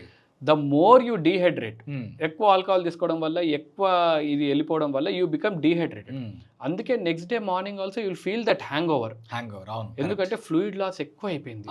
ఫ్లూయిడ్ లాస్ ఎక్కువైపోయి దాన్ని రీప్లేస్ చేయట్లేదు. మళ్ళీ నెక్స్ట్ డే మార్నింగ్ ఫ్లూయిడ్స్ తీసుకుంటే, ఫ్లూయిడ్స్ అంటే మళ్ళీ బీర్ కాదు, ఫ్లూయిడ్స్ అంటే మళ్ళీ వాటర్ కానీ సాల్ట్ వాటర్ కానీ. Why they take salt water better ఎందుకంటారు, ఎందుకు సాల్ట్లో సోడియం అని ఉంటుంది. సో అది రీప్లేస్ చేస్తే కానీ హెడ్ ఎక్ సెట్ అవ్వదు. సో ఆ హ్యాంగ్ ఓవర్ తగ్గడానికి కూడా ఇవి తీసుకుంటా ఉంటారు. పోను ఏమైందంటే ఈ డీజనరేషన్ ఎక్కువ అవుతున్న కొద్దీ బ్రెయిన్ షింక్ అయిపోద్ది. షింక్ అయిపోయి ఆ బ్రెయిన్లో ఉండే ఫ్లూయిడ్ కూడా, ఈ ఫ్లూయిడ్ కాకుండా బ్రెయిన్లో సిఎస్ఎఫ్ అని ఉంటుంది, cerebro spinal fluid, which is బ్రెయిన్కి న్యూట్రిషన్ లాగా. Right. So that continuous from your brain నుంచి కింద వెన్నుపాము వరకు కంటిన్యూస్ ఉంటుంది, అది కూడా డీజనరేట్ అయిపోతూ ఉంటుంది. సో అందుకే కాన్స్టెంట్గా లాంగ్ టర్మ్గా మందు తీసుకున్న వాళ్ళకి ఈ డీజనరేషన్, మతి మరుపులు ఇవన్నీ ఎక్కువ పెరుగుతూ ఉంటాయి. అందుకే డాక్టర్లు ఎప్పుడైనా కాన్షియస్గా ఒక 1 or 2 పెగ్స్ తాగినప్పుడు ప్రతి పెగ్గుకి 2 గ్లాసుల వాటర్ తాగుతారు. అసలు ఈ సోషల్ మీడియా రావడం వల్ల ఆల్కహాల్ తీసుకోవచ్చా సార్ అని చాలా మంది పేషెంట్స్ అడుగుతూ ఉంటారు. You personally ask me, 1 glass కానీ 1 pinch any type of alcohol is always dangerous. Okay, alcohol వల్ల మంచి జరిగిందని ఎక్కడ పేపర్స్ ఏం లేవు. ఇది మన వరకు ఎందుకు వచ్చిందంటే యూరోపియన్ కంట్రీస్లో చల్ల వెదర్ ఉంటుంది కాబట్టి వాళ్ళు ఒక గ్లాస్ ఆఫ్ వైన్ తీసుకుంటే దాని కొరనరీ ఆర్టరీ డిసీజ్కి మంచిదని వాళ్ళు ఒక స్టడీ చేస్తారు. So that it will keep them active. కొద్ది మంది అయినప్పుడు లేచి నడవడము అన్ని కొద్ది యాక్టివ్గా ఉంటారని. దాంట్లో మన వాళ్ళు తీసుకుంది ఓన్లీ మందు తాగడం వరకే తీసుకున్నారు. ఆర్టికల్స్ అన్నిటి నుంచి మందు తాగితే మంచిది, మందు తాగితే మంచిది. No, not even smell of alcohol is good for your health. Really? అంతే కదా సార్. ఇప్పుడు అందుకే even alcohol companies alcohol is injurious to health అని అంత పెద్దగా రాస్తారు, స్టాట్యుటరీ వార్నింగ్ అని. మనం ఇంకా దాన్ని బ్యాన్ చేయలేక మన వాళ్ళు అట్లే it has become so common. ఇప్పుడు సోషల్ డ్రింకర్ లాగానే అయిపోయింది. ఒక పాపులేషన్లో ఒక 100 members ఉంటే 99 members are compulsory taking alcohol. Alcohol లేకుండా ఇప్పుడు బతకడం చాలా కష్టమైపోయింది. నాన్ ఆల్కహాలిక్స్ ఉండే వాళ్ళకు సగం జీవితం ఒక నరకంలానే ఉంటుంది. అంటే సోషలైజ్ అవ్వడానికి alcohol has become the mode of event లాగా అయిపోయింది. అవును సరే, ఈ మధ్యకాలంలో చాలా మందికి ఈ లోయర్ ఈ పార్ట్ ఏదైతే ఉందో లోయర్ బ్యాక్ పెయిన్ అంటున్నారు కదా, సయాటికా అని చెప్పేసి విన్నాను నేను. సో ఈ సయాటికా పెయిన్ అనేది విపరీతంగా వస్తుంది. ప్రతి 10 మందిలో 9 సయాటికా పెయిన్ ఉంటుంది అనేది చూశాను. దీని మీద యూట్యూబ్లో సెర్చ్ చేస్తే ప్రతి ఒక్కరికి ఇదే ప్రాబ్లం ఉంది. అసలు ఈ ప్రాబ్లం ఏంటి ఒకసారి ఎక్స్ప్లెయిన్ చేయండి. Thank you. సయాటికా అనేది ఇప్పుడు ఈ నరాలు ఉన్నాయి కదా మనకి, ఎల్లో కలర్ కనిపిస్తున్నాయి కదా. అవును, ఇవి మనకు వెన్నుపాము నుంచి వచ్చే నరాలు. ఓకే. ఈ నరాలన్నీ ఒక గుత్తిగా ఫామ్ అయిపోయి కిందికి ఇలా కాలుకి వెళ్ళిపోతాయి. Okay, that is called sciatic nerve. Okay. Sciatic nerve ఎప్పుడైతే ఇది ఇక్కడ కనిపిస్తుంది కదా, ఇది బోన్. సో బోన్ మధ్యలో ఉండే ఈ జెల్లీ టైప్ ఇది డిస్క్. ఓకే. ఎప్పుడైతే ఇది అరిగిపోయి ఇలా బయటికి వస్తుందో ఈ రెడ్ కలర్ది, ఓకే, అది డిస్క్ ప్రొలాప్స్ కానీ, డిస్క్ జారడం కానీ, డిస్క్ హర్నియేషన్ కానీ అంటాం. స్లిప్ డిస్క్ బల్జ్ ఇవన్నీ అంతే. ఈ డిస్క్ దీని కానీ టచ్ అయింది అనుకోండి, then you will have severe pain. So bone మధ్యలో డిస్క్, సో అరిగిపోయి ఇలా బయటికి వచ్చింది అనుకోండి, ఈ నరాన్ని ఒత్తుకుపోయి మనకు నొప్పి వస్తుంది. ఇంతకుముందు ఈ బ్యాక్ పెయిన్స్, నెక్ పెయిన్స్ అనేటివి యూజువల్గా మేము చదువుకునే టైంలో ఎవరికైనా బ్యాక్ పెయిన్ వచ్చిందంటే we use to assume that patient 50 or 60+ ఉండేవాళ్ళు అనుకున్నారు. తర్వాత ట్రెండ్ నేను చూసింది ఏంటంటే 40s 30s కొద్దిగా వస్తుంది. ఇంకా భయంకరంగా ఈ మధ్య కొద్దిగా నాకు కూడా భయం వేస్తుంది ఏంటంటే ఐఎమ్ సీయింగ్ చిల్డ్రన్ 20 కూడా కాదు, 15-10 years వాళ్ళ పిల్లలు కూడా బ్యాక్ పెయిన్ ఉంది, నాకు నెక్ పెయిన్ ఉంది అని అంటున్నారు. దెన్ ఎందుకు వస్తుంది అని చూస్తే మన లైఫ్ స్టైల్స్ అనేవి బాగా మారిపోయినాయి ఇంతకుముందుతో కంపేర్ చేస్తే. నేను స్కూల్ చదువుకునేటప్పుడు ఖచ్చితంగా సన్లైట్కి ఎక్స్పోజర్ ఉండేది. స్కూల్లో పీటీ పీరియడ్ ఉండేది, వేరే ఖచ్చితంగా ఇవి బయటికి పోయి ఆడుకునే వాళ్ళము. స్కూల్కి వెళ్ళే మోడ్ ఆఫ్ ట్రాన్స్పోర్ట్ కూడా మనకి యూజువల్గా సైకిల్ మీద పోవడము, లేకపోతే ఆటోలో పోవడం, వేరే సన్లైట్ తగలడం, ఇవన్నీ these were routine our lifestyle. ఇప్పుడు అన్నీ మారిపోయినాయి. ఈ ఏజ్ గ్రూప్ ఆ ఏజ్ గ్రూప్ అని ఏమి లేదు.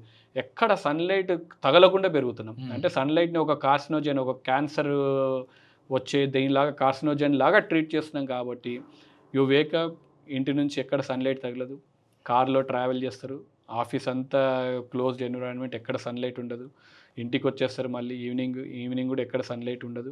ఎక్కడ సన్లైట్ తగలకుండా పెరగడం వల్ల ఈ బ్యాక్ పెయిన్ అనేటివి కామన్గా అయిపోయింది. చెప్పినట్టు హెయిర్ ఫాల్, మొహం మీద మడతలు ఎంత కామన్ అయిందో బ్యాక్ పెయిన్ కూడా అంత కామన్ అయిపోయింది. That is one. Second, micro movements తగ్గిపోయినాయి. ఇంతోంది ఏదైనా పని ఉంటే లేచి నడవడము ఏదో చేసేవాళ్ళం. ఇప్పుడు ప్రతిదానికి ఒక రిమోట్ ఉంటుంది. ఏసీకో రిమోట్, టీవీకో రిమోట్, ఇల్లంతా లైట్లకు కూడా hey Alexa switch on the light అంటే మొత్తం లైట్. ఈ micro movements are very very very important. ఎందుకంటే ఈ చిన్న మూమెంట్స్ వల్ల బ్యాక్ మజిల్స్ అనేవి మూమెంట్స్ వస్తాయి.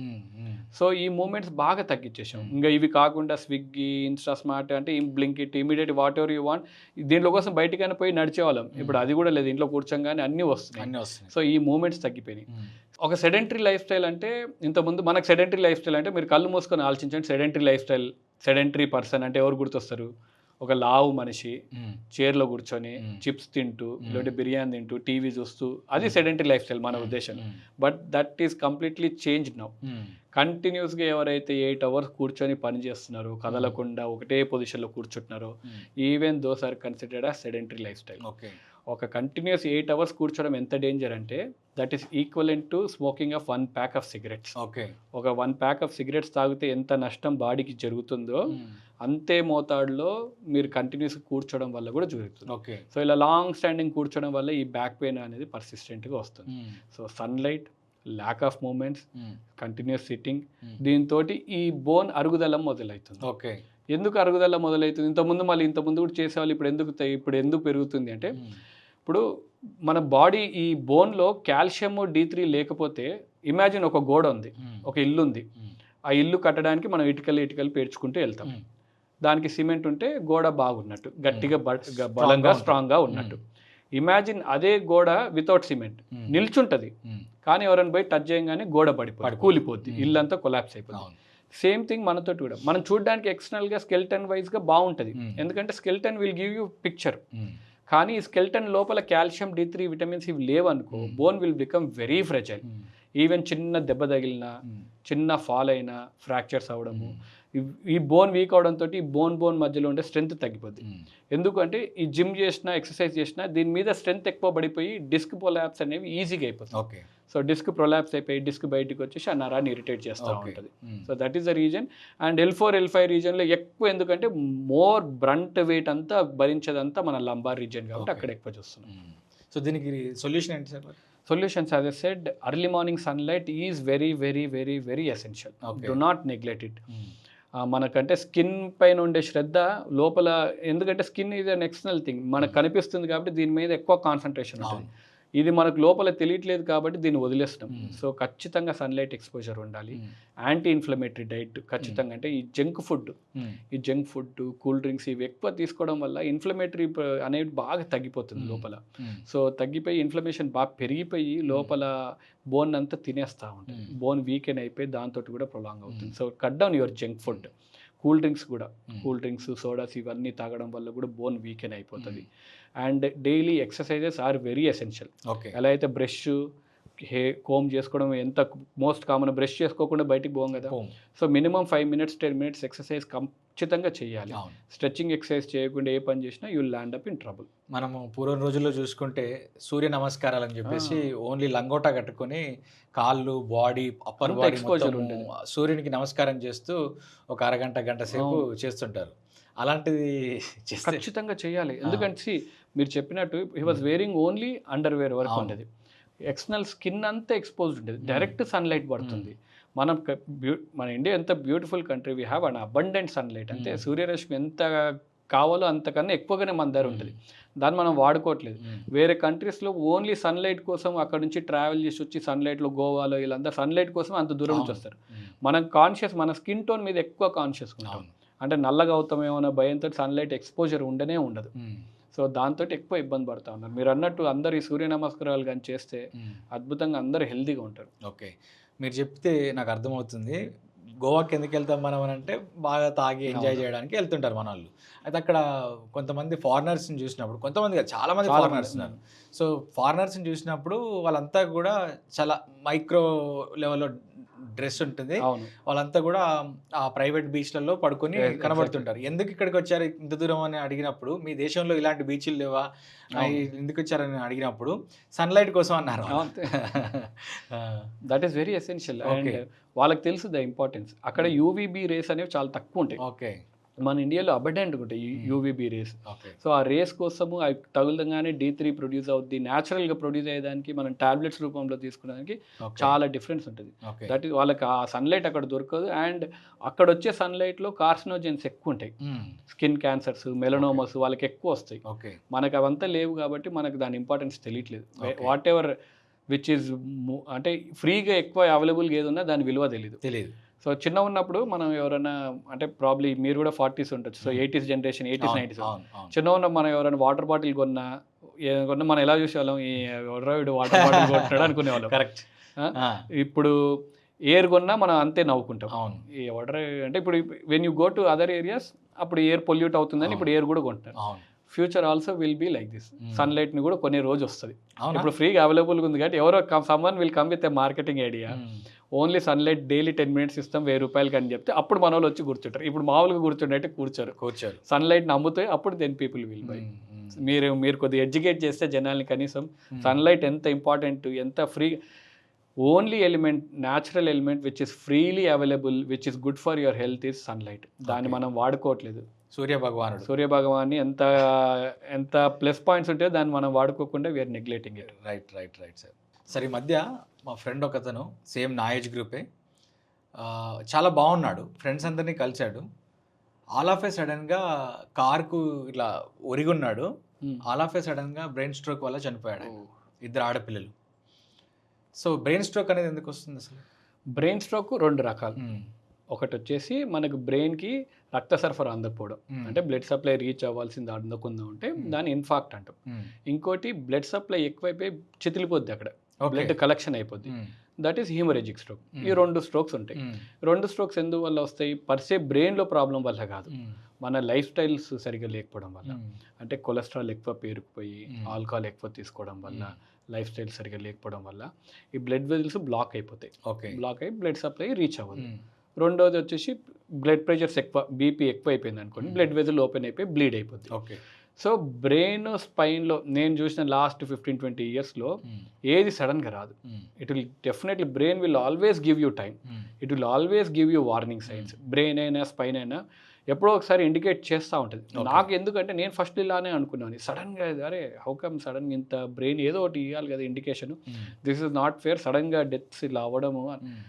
రెట్రోస్పెక్టివ్లీ వెన్ వీ అనలైజ్ థింగ్స్, కానీ ఏ పేషెంట్ని రికవర్ అయిన ఏ పేషెంట్ని అడిగినా అవును సార్ ఒక 2-3 వారాల నుంచి తలనొప్పి వస్తూ ఉంది, పట్టించుకోలేదు, చిన్న నొప్పే కదా అని చూసుకోవడం. ఎందుకంటే headaches are the most common. ప్రతి ఒక్కరికి తలనొప్పి ఎప్పుడో ఒకసారి వస్తుంది. ఆ తలనొప్పిని మనం స్ట్రెస్ వల్లనో, లేకపోతే నిద్ర సరిగ్గా లేకపోవడం వల్లనో, తినలేకపోవడం వల్ల వచ్చిందనో, మైగ్రేన్ హెడ్ఏక్స్ ఇలా రూల్ అవుట్ చేస్తాం. హెడ్ఏక్ ఉండగానే ఇప్పుడు పొట్ట నొప్పి బాగా ఎక్కువ ఉంది అనుకోండి, డాక్టర్ దగ్గరికి పోతాం. అదే తలనొప్పి ఎక్కువ ఉంటే సర్లే టాబ్లెట్ వేసుకొని పడుకుందాంలే అనుకుంటాం. సో అలా నెగ్లెక్టెడ్ హెడ్ఏక్స్లే యూజువల్గా ఈ స్ట్రోక్ సడన్గా డెవలప్ అయిపోయి అన్ఫార్చునేట్లీ మీ ఫ్రెండ్ లాగా చనిపోవడం ఇవన్నీ జరుగుతుంది. But brain will give you science always. So ఈ స్ట్రోక్ వచ్చేటప్పుడు మనకు సైన్స్ అంటే ఇంతకుముందు తలనొప్పి రావడము, బీపీ మందులు సరిగా వేసుకోకపోవడము, లేదంటే ఎక్సెసివ్ ఆల్కహాల్ తీసుకోవడము, పూర్ లైఫ్ స్టైల్స్ మెయింటైన్ చేయడము, వీళ్ళలోనే స్ట్రోక్ ఖచ్చితంగా ఉంటుంది. మీరు అన్నట్టు మీ ఫ్రెండ్ ఈ వాజ్ అన్ హెల్దీ, ఈ వాజ్ అన్ యాక్టివ్ పర్సన్, ఈ వాజ్ డూయింగ్ జిమ్ రెగ్యులర్లీ, ఏమేమి ఒక మనిషికి గుడ్ హ్యాబిట్స్ ఏమేమి ఉన్నాయి అవన్నీ ఉన్నాయి, అయినా కానీ ఎందుకు వచ్చింది అని అడుగుతున్నారు. పేరెంట్స్ లైఫ్ స్టైల్ అంటే జెనెటికల్గా పేరెంట్స్కి డయాబెటిక్ కానీ హైపర్టెన్షన్ ఉంటే దాన్ని మనం ఎవాల్యుయేట్ చేసుకోవాలి. 35s దాటిన 40s దాటిన తర్వాత you should evaluate your health కంటిన్యూస్గా. బీపీ ఏమైనా వస్తుందా, బీపీ ఏమైనా ఎక్కువ తక్కువ ఉంటుందా, ఉన్నప్పుడు చూపించుకోవాలి. చూపించుకోకపోతే డెఫినెట్లీ డిజాస్టర్స్ అనేవి డెఫినెట్గా ఉంటాయి. సార్, మొన్న మిమ్మల్ని పాడ్కాస్ట్ చేయడం కోసము మీ ఓపీ విజిట్ చేసినప్పుడు మీరు ఒక సర్జరీ చేస్తున్నారు, మీ టీచర్కి సర్జరీ చేస్తున్నారు. She was awake. ఆమె మెలకువగా ఉండగానే, అంటే నేను కూడా కొన్ని యూట్యూబ్ వీడియోస్లో చూశాను, సంగీతం వాయిస్తుంటారు, లేదా వాళ్ళకి నచ్చిన వీడియోనో పాటనో ఏదో వింటుంటారు, వాళ్ళకి బ్రెయిన్ సర్జరీ అనేది జరుగుతుంటుంది. ఇట్లా ఎందుకు చేస్తారు యాక్చువల్గా? సో మీరు అనేది అవేక్ రెనియాటమీ అని అంటాం. సో మొన్న మీరు వచ్చినప్పుడు she was my school teacher. School teacher నాకు వచ్చింది, వంశీ నాకు సివియర్ హెడ్ఏక్స్ వస్తున్నాయి, తగ్గట్లేదు, ఏం చేయాలి అని చెప్పారు. సో వీ డయాగ్నోస్డ్, అంటే కొన్ని రోజులు చూసిన తర్వాత తలనొప్పి తగ్గకపోతే స్కాన్ చేసాం. స్కాన్ చేస్తే there was a huge tumour. So huge tumour ఉంది, సర్జరీ చేయాలి మేడం అని చెప్పాను. చెప్పంగానే మేడం నువ్వేమైనా చేయి, ఐ ట్రస్ట్ యూ కంప్లీట్లీ, కాకపోతే నాకు నా టీచింగ్ స్కిల్, నేను మాట్లాడడం పోవద్దు, రాయడం పోవద్దు, ఇవి లేకుంటే నేను ఇంకా చచ్చిపోయినట్టే Vamshi, don't treat me if you're not able to regain my normal functions, ఇవి లేకపోతే నేను ఉండలేను, నాకు ఆల్రెడీ స్పీచ్ డిస్టర్బెన్సెస్ వస్తున్నాయి, రైటింగ్ కూడా కొద్దిగా ప్రాబ్లం అవుతుంది అని చెప్పాను. సో అదే స్కాన్లో చూస్తే కూడా సేమ్ ఎడం భాగంలో కరెక్ట్ మనం మాట్లాడే గ్రంథి, ఈ కుడి చేయి కుడి కాలు పనిచేసే భాగంలో ట్యూమర్ ఉంది. So we have to operate without damaging anything. So దీంట్లోకి అవేక్ రెనియాటమీ అనే కాన్సెప్ట్ ఉంది, ఇప్పటి నుంచో ఉంది, చాలామంది చేస్తుంటారు. ఎందుకు చేస్తారు అని అంటే సర్జరీ చేసిన తర్వాత చుట్టుపక్కల ఏరియాస్ ఏమైనా డ్యామేజ్ అయితే మనకి సర్జరీ తర్వాత పేషెంట్ మెలకువలోకి వెళ్ళి బయటికి వచ్చాక అప్పుడు తెలుస్తుంది మనకు, అయ్యో చెయ్యి కాలు పడిపోయింది, మాట పడిపోయింది. అవే క్రేనియాటమీ చేసేటప్పుడు ఏమైందంటే సర్జరీ చేసేటప్పుడు పేషెంట్ అలర్ట్గా ఉంటాడు. సో మనం సర్జరీ చేస్తున్నప్పుడు చెయ్యి కాలు కదిలించండి, లేదంటే మనతో మాట్లాడండి. ఇప్పుడు మా మేడం సర్జరీ చేస్తున్నప్పుడు she was continuously writing. Okay, book pen పెట్టుకొని తర్వాత ట్యాబ్ ఇచ్చాము. She was writing continuously and she was talking to me at the same time. She was my biology teacher. నేను మేడం అడుగుతా ఉన్నాను అప్పుడు పాత క్వశ్చన్స్ అన్ని, టెరిడోఫైట్ ఏంటి మేడం, బ్రయోఫైట్ ఏంటి మేడం అని, బయాలజీ బైపీసీలో ఏమో క్వశ్చన్స్ ఉన్నాయో అవన్నీ అడుగుతా ఉన్నాము. షీ వాస్ టెల్లింగ్ అన్ని చెప్తా ఉన్నారు. సో నాకు లైవ్ ఫీడ్బ్యాక్ ఉంది, మేడంకి వీక్నెస్ రావట్లేదు, మాట కూడా పడట్లేదు అని ఖచ్చితంగా తెలుస్తుంది. So it gives a live feedback. Surgery చేసేటప్పుడు brain is a very tricky thing. ఎందుకంటే ఎంఆర్ఐ చేసిన తర్వాత ఇప్పుడు మనకి మెదడులో ఎడం పక్క ఈ భాగంలో ట్యూమర్ ఉంది అని చెప్తాం. For any layman left side బ్రెయిన్లో ట్యూమర్ ఉంది. ఫర్ ఎ న్యూరోసర్జన్ మెదడులో ఏ భాగంలో ఉంది అంటే మిడ్ లైన్ నుంచి ఎంత దూరం ఉంది, డెప్త్లో ఎంత ఉంది, అండ్ ముందు నుంచి వెనకకి ఏ భాగంలో ఉంది, ఇదంతా మెదడు. ప్రతి మెదడులో brain is a very tricky thing. Each ఏరియాలో ఒక్కొక్క ఫంక్షన్ ఉంటుంది. ఈవెన్ ఒక్క మిల్లీమీటర్ అటు ఇటు జరిగినా పేషెంట్ లైఫ్ స్టైల్ అంతా మారిపోతుంది. So we should be very precise. So అందుకే మనం ఎంఆర్ఐలో చాలా సెక్షన్స్, మీరు ఎంఆర్ఐ ఎప్పుడైనా ఇమేజెస్ చూస్తే ఒకటి కాదు డాక్టర్ 5-6 ఇమేజెస్ చూస్తూ ఉంటాడు. ఎందుకు ఇన్ని చూస్తున్నాడు, దాంట్లో చూస్తే అర్థం కాదా అనుకుంటారు. కానీ ఎంత డెప్త్లో ఉంది, సైడ్ నుంచి ఎంత దూరం ఉంది, ముందు నుంచి వెనక వరకు ఎక్కడుంది, ఈ లొకేషన్ అంతా మ్యాప్ చేసుకుంటాం. నావిగేషన్ అనే టెక్నిక్ యూస్ చేసుకొని వి ఎగ్జాక్ట్లీ ల్యాండ్. చుట్టుపక్కల కొల్లాటరల్ డ్యామేజ్ ఏం లేకుండా ఓన్లీ ఆ బ్రెయిన్ ట్యూమర్ దగ్గరికి వెళ్ళి ఓన్లీ అక్కడ వరకే తీసుకొని వస్తాం. ఓకే. సో మీరు అన్నట్టు క్వశ్చన్ మీరు ఇంత అడిగారు, మళ్ళీ పెయిన్ఫుల్గా ఉండదా సార్ సర్జరీ అంటే? Brain is a painless structure. Okay, బ్రెయిన్కి ఎప్పుడు పెయిన్ ఉండదు. సో ఓన్లీ ద స్కిన్ ఆ ఏరియా కొద్ది పెయిన్ఫుల్ ఉంటుంది, దాని తర్వాత బోన్ కొద్దిగా, దాని తర్వాత బ్రెయిన్ పైన ఉండే డ్యూరా లేయర్ అక్కడ వరకు మనం మత్తిచ్చుకుంటే చాలు. మిగతా బ్రెయిన్కి మనం సర్జరీ చేస్తున్నాం సార్ పెయిన్లెస్గా ఉంటుంది కాబట్టి హ్యాపీగా నీట్గా సర్జరీ చేసుకోవచ్చు. And she's back. ఇప్పుడు మా టీచర్కి ఆ ట్యూమర్ తీసాము, second day she was out of the bed కానీ మంచి నడవడం కానీ అంతా పర్ఫెక్ట్గా ఉంది. She's back to teaching. So that is a beauty of neuro surgery. అంటే ఎప్పటి నుంచో ఉన్న సర్జరీస్ ఇప్పుడు ఇవన్నీ బాగా ఎవాల్వ్ అయిపోయి పేషెంట్స్ కూడా అవేర్నెస్ వస్తుంది. Patients come to us, sir నాకు ఈ అవే క్రేనియాటమీ చేయండి. అందరికి చేస్తామా? నో. కొన్ని సర్జరీస్కి, కొన్ని సూపర్ఫిషియల్ ట్యూమర్స్కి, బ్రెయిన్ ఏరియాస్లో ఇట్లా క్రిటికల్ ఏరియాస్లో ఉన్న వాళ్ళకి అవే క్రేనియాటమీస్ బాగా యూస్ఫుల్గా ఉంటాయి. ఓకే సార్, ఇప్పుడు ఇది బ్రెయిన్. ఎస్. సో దీని పైన పార్ట్ మొత్తం స్కల్ అని అంటాం కదా, క్రేనియం అని చెప్పి మీ భాషలో అంటారు, స్కల్ అని చెప్పి జనరిక్గా అంటుంటారు కదా. సో ఈ పార్ట్లో మీరు సర్జరీ చేయాలనుకున్నప్పుడు ఈ పార్ట్ని మొత్తం కూడా ఆ పైన ఉన్నటువంటి ఆ బొక్క, ఆ బోన్ ఏదైతే ఉంటుందో దాన్ని తొలగించి దాన్ని రిమూవ్ చేసి కడుపులో పెడతారు అని అంటారు. ఎందుకు అట్లా చేస్తారు? So as a said brain compact structure. Okay. Imagine ఇప్పుడు మనం రూమ్లో ఇద్దరం ఉన్నాము, విత్ కెమెరామెన్ వీళ్ళందరూ ఉన్నారు, నలుగురం ఉన్నాము, 4 గోడలు ఉన్నాయి. ఈ 4 గోడలు ఇలా దగ్గరకు వస్తూ ఉన్నాయి అనుకోండి, ఇవి కొలాప్స్ అయిపోతాం. మనం ఇంత నలుగురం సరిపోము, ఈ రూమ్ కొలాప్స్ అయిపోయి మనం కూడా దీని మధ్యలో ఇరుక్కుపోతాం. సో బ్రెయిన్ కూడా కాంపాక్ట్ స్ట్రక్చర్ విత్ స్కల్ పైన ఉంది. సో చేతికి కానీ కాలు కానీ దెబ్బ తగిలితే ఎలా అయితే వాపు వస్తుందో, బ్రెయిన్లో ట్యూమర్ ఉన్నా, స్ట్రోక్ వచ్చినా, పెరాలసిస్ వచ్చినా బ్రెయిన్ కూడా ఉబ్బడం స్టార్ట్ అయింది. ఓకే. స్వెల్లింగ్ వస్తుంది. స్వెల్లింగ్ వచ్చిన బ్రెయిన్ కొద్దిగా స్వెల్ అయిన తర్వాత కొద్ది వరకు ఇంతవరకు స్పేస్ ఉంటుంది. ఈ స్కల్ని దాటైతే బయటికి రాలేదు కదా బ్రెయిన్ అప్పుడు ఏం చేస్తుంది? ఇటువైపు పుష్ చేస్తుంది. ఇటువైపు కూడా కొద్ది వరకు భరిస్తుంది. ఇటువైపు కూడా ఏముంది? ఇటువైపు కూడా స్కల్లే, దేని కూడా దాటి బయటికి రాలేదు. బ్రెయిన్కి ఎటు పోవాలో అర్థం కాక కిందికి జారుద్ది. బ్రెయిన్ కిందికి జారితే కింద చిన్న మెదడు ఉంటుంది. చిన్న మెదడు ద్వారా బ్రెయిన్ కంట్రోల్ సెంటర్స్ అన్నీ ఉంటాయి. బ్రెయిన్ స్టెమ్ అనే దాని it can call it as a motherboard కానీ సిపియు లాగా మెయిన్ సెంటర్ జంక్షన్ అది. ఒక్క సెంటీమీటర్, ఈవెన్ ఏ సెంటీమీటర్ దాని మీద ప్రెషర్ పడ్డ పేషెంట్ విల్ డై. సో ఆ టైంలో మనం ఏం చేయాలి? ఇప్పుడు మేము చెప్పినట్టు ఈ 2 డోర్లు ఇలా దగ్గరకు వస్తున్నాయి, ఏం చేస్తాం? ఐదర్ మనం బయటికన్నా పోవాలి, లేదంటే ఈ డోర్నైనా కూల్చేయాలి. Same thing with this one. మనం ఏం చేస్తామంటే ఇక్కడ నుంచి ఇక్కడ వరకు బోన్ తీసేస్తాం. బోన్ తీసేసాక మళ్ళీ స్కిన్ తోటి క్లోజ్ చేసేస్తాం. So this will give some space. Okay. బ్రెయిన్కి కొద్దిగా స్పేస్ వచ్చేసి ఆ బ్లీడ్ తగ్గిపోయి ఆ ఇన్ఫాక్ట్ అనేది తగ్గిపోయిన తర్వాత బ్రెయిన్ మెల్లిగా తగ్గుతూ ప్రెషర్ అంతా తగ్గుతూ నార్మలైజ్ అయిన తర్వాత ఈ బోన్ ఈ లోపు పొట్టలో పెట్టడం కానీ, బోన్ బ్యాంక్స్ అని బ్రెయిన్ ఆపరేషన్ థియేటర్లో బోన్ బ్యాంక్స్ ఉంటాయి, అక్కడ పెట్టేసి based on the patient condition 1 నెల తర్వాత కానీ 2 నెలల తర్వాత కానీ మళ్ళీ నార్మలైజ్ అయిన తర్వాత మళ్ళీ బోన్ పెట్టేసి స్టిచ్ చేసేసి క్లోజ్ చేసేస్తాం. Okay. So that is a normal procedure. చూడ్డానికి చాలా భయంకరంగా ఉంటుంది. మీరు ఆ రోజు వచ్చినప్పుడు కూడా మీరు కూడా అడుగుతున్నారు ఏం సార్ అంత ముసలైనకు బోన్ లేదు ఎలా వరిస్తారు అది. But these are life saving surgery. మనకు అప్పటికప్పుడు కానీ సర్జరీ చేయకపోతే యూజువల్గా మిడ్ నైట్లో ఎర్లీ న్యూరో సర్జన్ పోతున్నాడు అంటే ఒకటి రోడ్ ట్రాఫిక్ యాక్సిడెంట్, సెకండ్ వచ్చేసి ఈ సర్జరీస్ పెరాలసిస్ సర్జరీ. ఖచ్చితంగా బోన్ తీసేయాల్సిందే. మళ్ళీ బోన్ పెట్టి క్రష్ చేసాం అనుకోండి brain will become crushed. Okay. So ఆ ఇంపార్టెంట్ ఆర్గన్స్ అన్నీ మన purpose of the surgery will be last. Okay sir, ఇప్పుడు మారుతున్న లైఫ్ స్టైల్లో భాగంగా మనకు మొబైల్ అనేది మన జీవితంలో ఒక పార్ట్ అయిపోయింది. ప్రతి ఒక్కరూ మొబైల్ని చూసినప్పుడు ఇలా చూడాలి. అంటే మన ఈ ఈ హెడ్ వెయిట్ ఏదైతే ఉంటుందో, నెక్ పై నుంచి హెడ్ వెయిట్ ఏదైతే ఉంటుందో అదంతా కూడా ఇట్లా కిందికి పడిపోతుంటుంది పోస్చర్లు. అప్పుడు ఒకసారి ఇది ఇవ్వండి. అప్పుడు ఈ వెన్నుపాములో ఈ పింక్ కలర్లో ఈ కనిపిస్తుంది సర్వైకల్ రీజియన్. సో దీని మీద ఎఫెక్ట్ పడి ఇంతకుముందు మనము లంబార్ రీజన్లో L4 L5 అనుకున్నాం కదా, ప్రతి 10 మందిలో 5గురికి అని చెప్పి ఇప్పుడు ప్రతి 10 మందిలో 10 మందికి ఇదే 10 మంది కదా. ఇది L4 L5 ఇలా C5 C6 సర్వైకల్ రీజన్లో బాగా ఎక్కువ వస్తున్నారు cases. Now we're also calling it as text neck syndrome. Okay. ఇది ఎలా అంటే ఇప్పుడు మేము మామూలుగా సర్జరీస్ అంటే మెడక్ సర్జరీ చేసేటప్పుడు ఎవరికైనా యాక్సిడెంట్ అయింది అనుకోండి, ఈ ఎముక ముందుకు జరిగింది అనుకో, బుక్లో మాకు ఏం రాసి ఉంటుంది అంటే skull is 2.5 kgs and each వర్టిబ్రేకి ఒక 0.5 kgs యాడ్ చేసుకుంటూ వెళ్ళేసి దాని వెయిట్ వేసేసి దాన్ని లాగి సర్జరీ చేయండి అని చెప్తారు. సో అంత వెయిట్ మనకు ఆల్రెడీ హెడ్ వెయిట్ ఉంది, అందరికి హెడ్ వెయిట్ ఉంది కొద్దిగా. దాని మీద యువర్ బెండింగ్ ఈచ్ ఇలా ఫ్లెక్షన్ చేసే కొద్దీ 5 kgs యాడ్ అవుతూ ఉంటుంది. అండ్ యాడ్ అయ్యి your catching mobile phone continuously.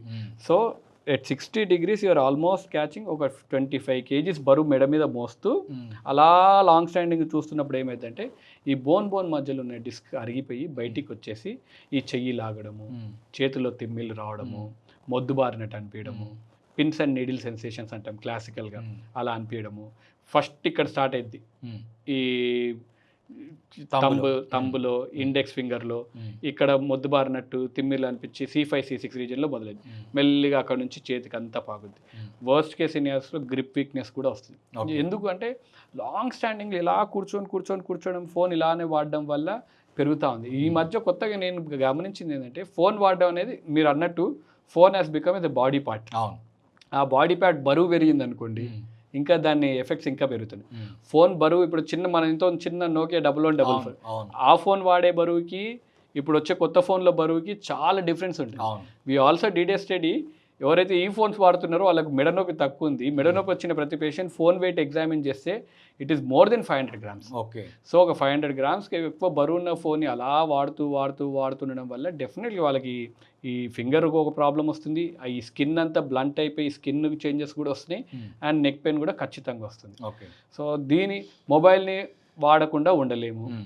దానికి మళ్ళీ ఏం చెయ్యాలి అని అంటే at least keep phone somewhere in your I level. Okay. I లెవెల్లో పెట్టుకొని ఫోన్ చూడండి.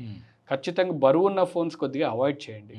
బరువు ఉన్న ఫోన్స్ని ఒకటే ఎక్కువ లెఫ్ట్ హ్యాండ్లో ఎందుకు వస్తుంది అంటే యూజువలీ ఫోన్ ఎడమ చేతిలో పట్టుకొని చూడడం అలవాటు కాబట్టి ఆ లెఫ్ట్ హ్యాండ్లో ఖచ్చితంగా ఆ పెయిన్ ఖచ్చితంగా ఎక్కువ వస్తూ ఉంది దాంట్లో.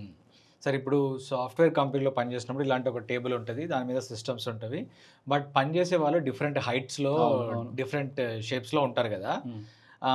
ఒకవేళ హైట్ పర్సన్ ఉన్నప్పుడు సిస్టమ్ ఈ పొజిషన్లో ఉందనుకోండి, హైట్గా ఉన్న పర్సన్ ఉన్నప్పుడు ఇలా కిందికి చూడాల్సి వచ్చినప్పుడు ఈ పెయిన్ సర్వైకల్ స్పాండిలైసిస్ అనే ఒక పెయిన్ బాగా విపరీతంగా ఎక్కువైపోయి ఈ షోల్డర్ జబ్బా ఇదంతా నొప్పిలేస్తుంది అని అంటుంటారు. ఆ ఎర్గోనామిక్స్ ఖచ్చితంగా ఎట్లా మెయింటైన్ చేసుకోవాలి మనం? యాక్చువల్లీ ఆస్కింగ్ మీ అంటే ఈ ఖచ్చితంగా ఇవి ఉండాలా అంటే 100% ఉండాల్సింది. ఎందుకంటే now this has become hour routine life. అంటే ఇంతసేపు కూర్చొని పనిచేయడం మన రొటీన్ లైఫ్. సో ఎలా ఉండాలి? యువర్ వర్కింగ్, ఇప్పుడు నేనున్నాను, యావరేజ్ ఇండియన్ హైట్ 5'8" ఉన్నాం మనం. మనకి ఎలా ఉండాలి? ఇక్కడ వరకు ల్యాప్టాప్, ఇప్పుడు అన్ని ల్యాప్టాప్స్ ఇలానే ఉంటాయి. హైట్ పెంచుకోవాలా అంటే కొన్ని systems you can adjust the table. So ఆ టేబుల్ హైట్ ఇక్కడ వరకు రావాలి. When you're operating at eye level ఉండాలి. Okay. Your screen should be at eye level. This is your neutral position. ఇది కాదు neutral position, this is your neutral position. ఇలా ఉంటే it is easy to work. And constant 8 hours కూర్చోవద్దు. Every 30 minutesకి కనీసం at least minimal stretching exercise. మొన్న నేను కార్పొరేట్స్కి టాక్స్కి వెళ్ళినప్పుడు కూడా ఇదే చెప్తాను. మీరు కూర్చొని ఎక్సర్సైజ్ చేయలేనంత బిజీగా ఏముంటారు. Every 30 minutes meet your colleague. How sir అంటే అట్లీస్ట్ హాయ్ చెప్పండి. That's how you at least you will stretch your muscles. ఇక్కడ ఇటువైపు ఉన్న ఫ్రెండ్కి హాయ్ చెప్పండి. That is how you stretch your muscles. And also respect yourself అని చెప్పా. What is that exercise? ఇండియన్స్లో హైయెస్ట్ అమౌంట్ ఆఫ్ రెస్పెక్ట్ ఎలా ఇస్తాం మనం పెద్దలకు? కాళ్ళు టచ్ చేస్తాం. సో మన హైయెస్ట్ రెస్పెక్ట్ ఎవరికి ఇచ్చుకోవాలి? మనకు మనం రెస్పెక్ట్ ఇచ్చుకోవాలి. అట్లీస్ట్ మధ్యలో ఒకసారి లేచి స్ట్రెచ్ చేసుకొని మన కాలు మనం మొక్కుకుంటే daily 5 times, that is the biggest exercise you can do. Okay. So ఇవి ఖచ్చితంగా చేయండి అని ఫ్యూ ఎక్సర్సైజెస్. అంటే కూర్చొని I termed it as lazy exercises. అంటే చాలా మందికి బద్ధకంతో ఎక్సర్సైజ్ చేయరు. సో ఆ బద్ధకంగా ఉండే వాళ్ళకి కొన్ని ఎక్సర్సైజ్ అని తయారు చేస్తాం. ఇట్లా స్ట్రెచ్చింగ్ ఎక్సర్సైజెస్, కూర్చొని ఇక్కడే కూర్చొని డూయింగ్ ది స్ట్రెచ్చింగ్ ఎక్సర్సైజెస్. ఇవన్నీ హ్యాండ్స్ కూడా ఫ్రీ అవ్వాలి.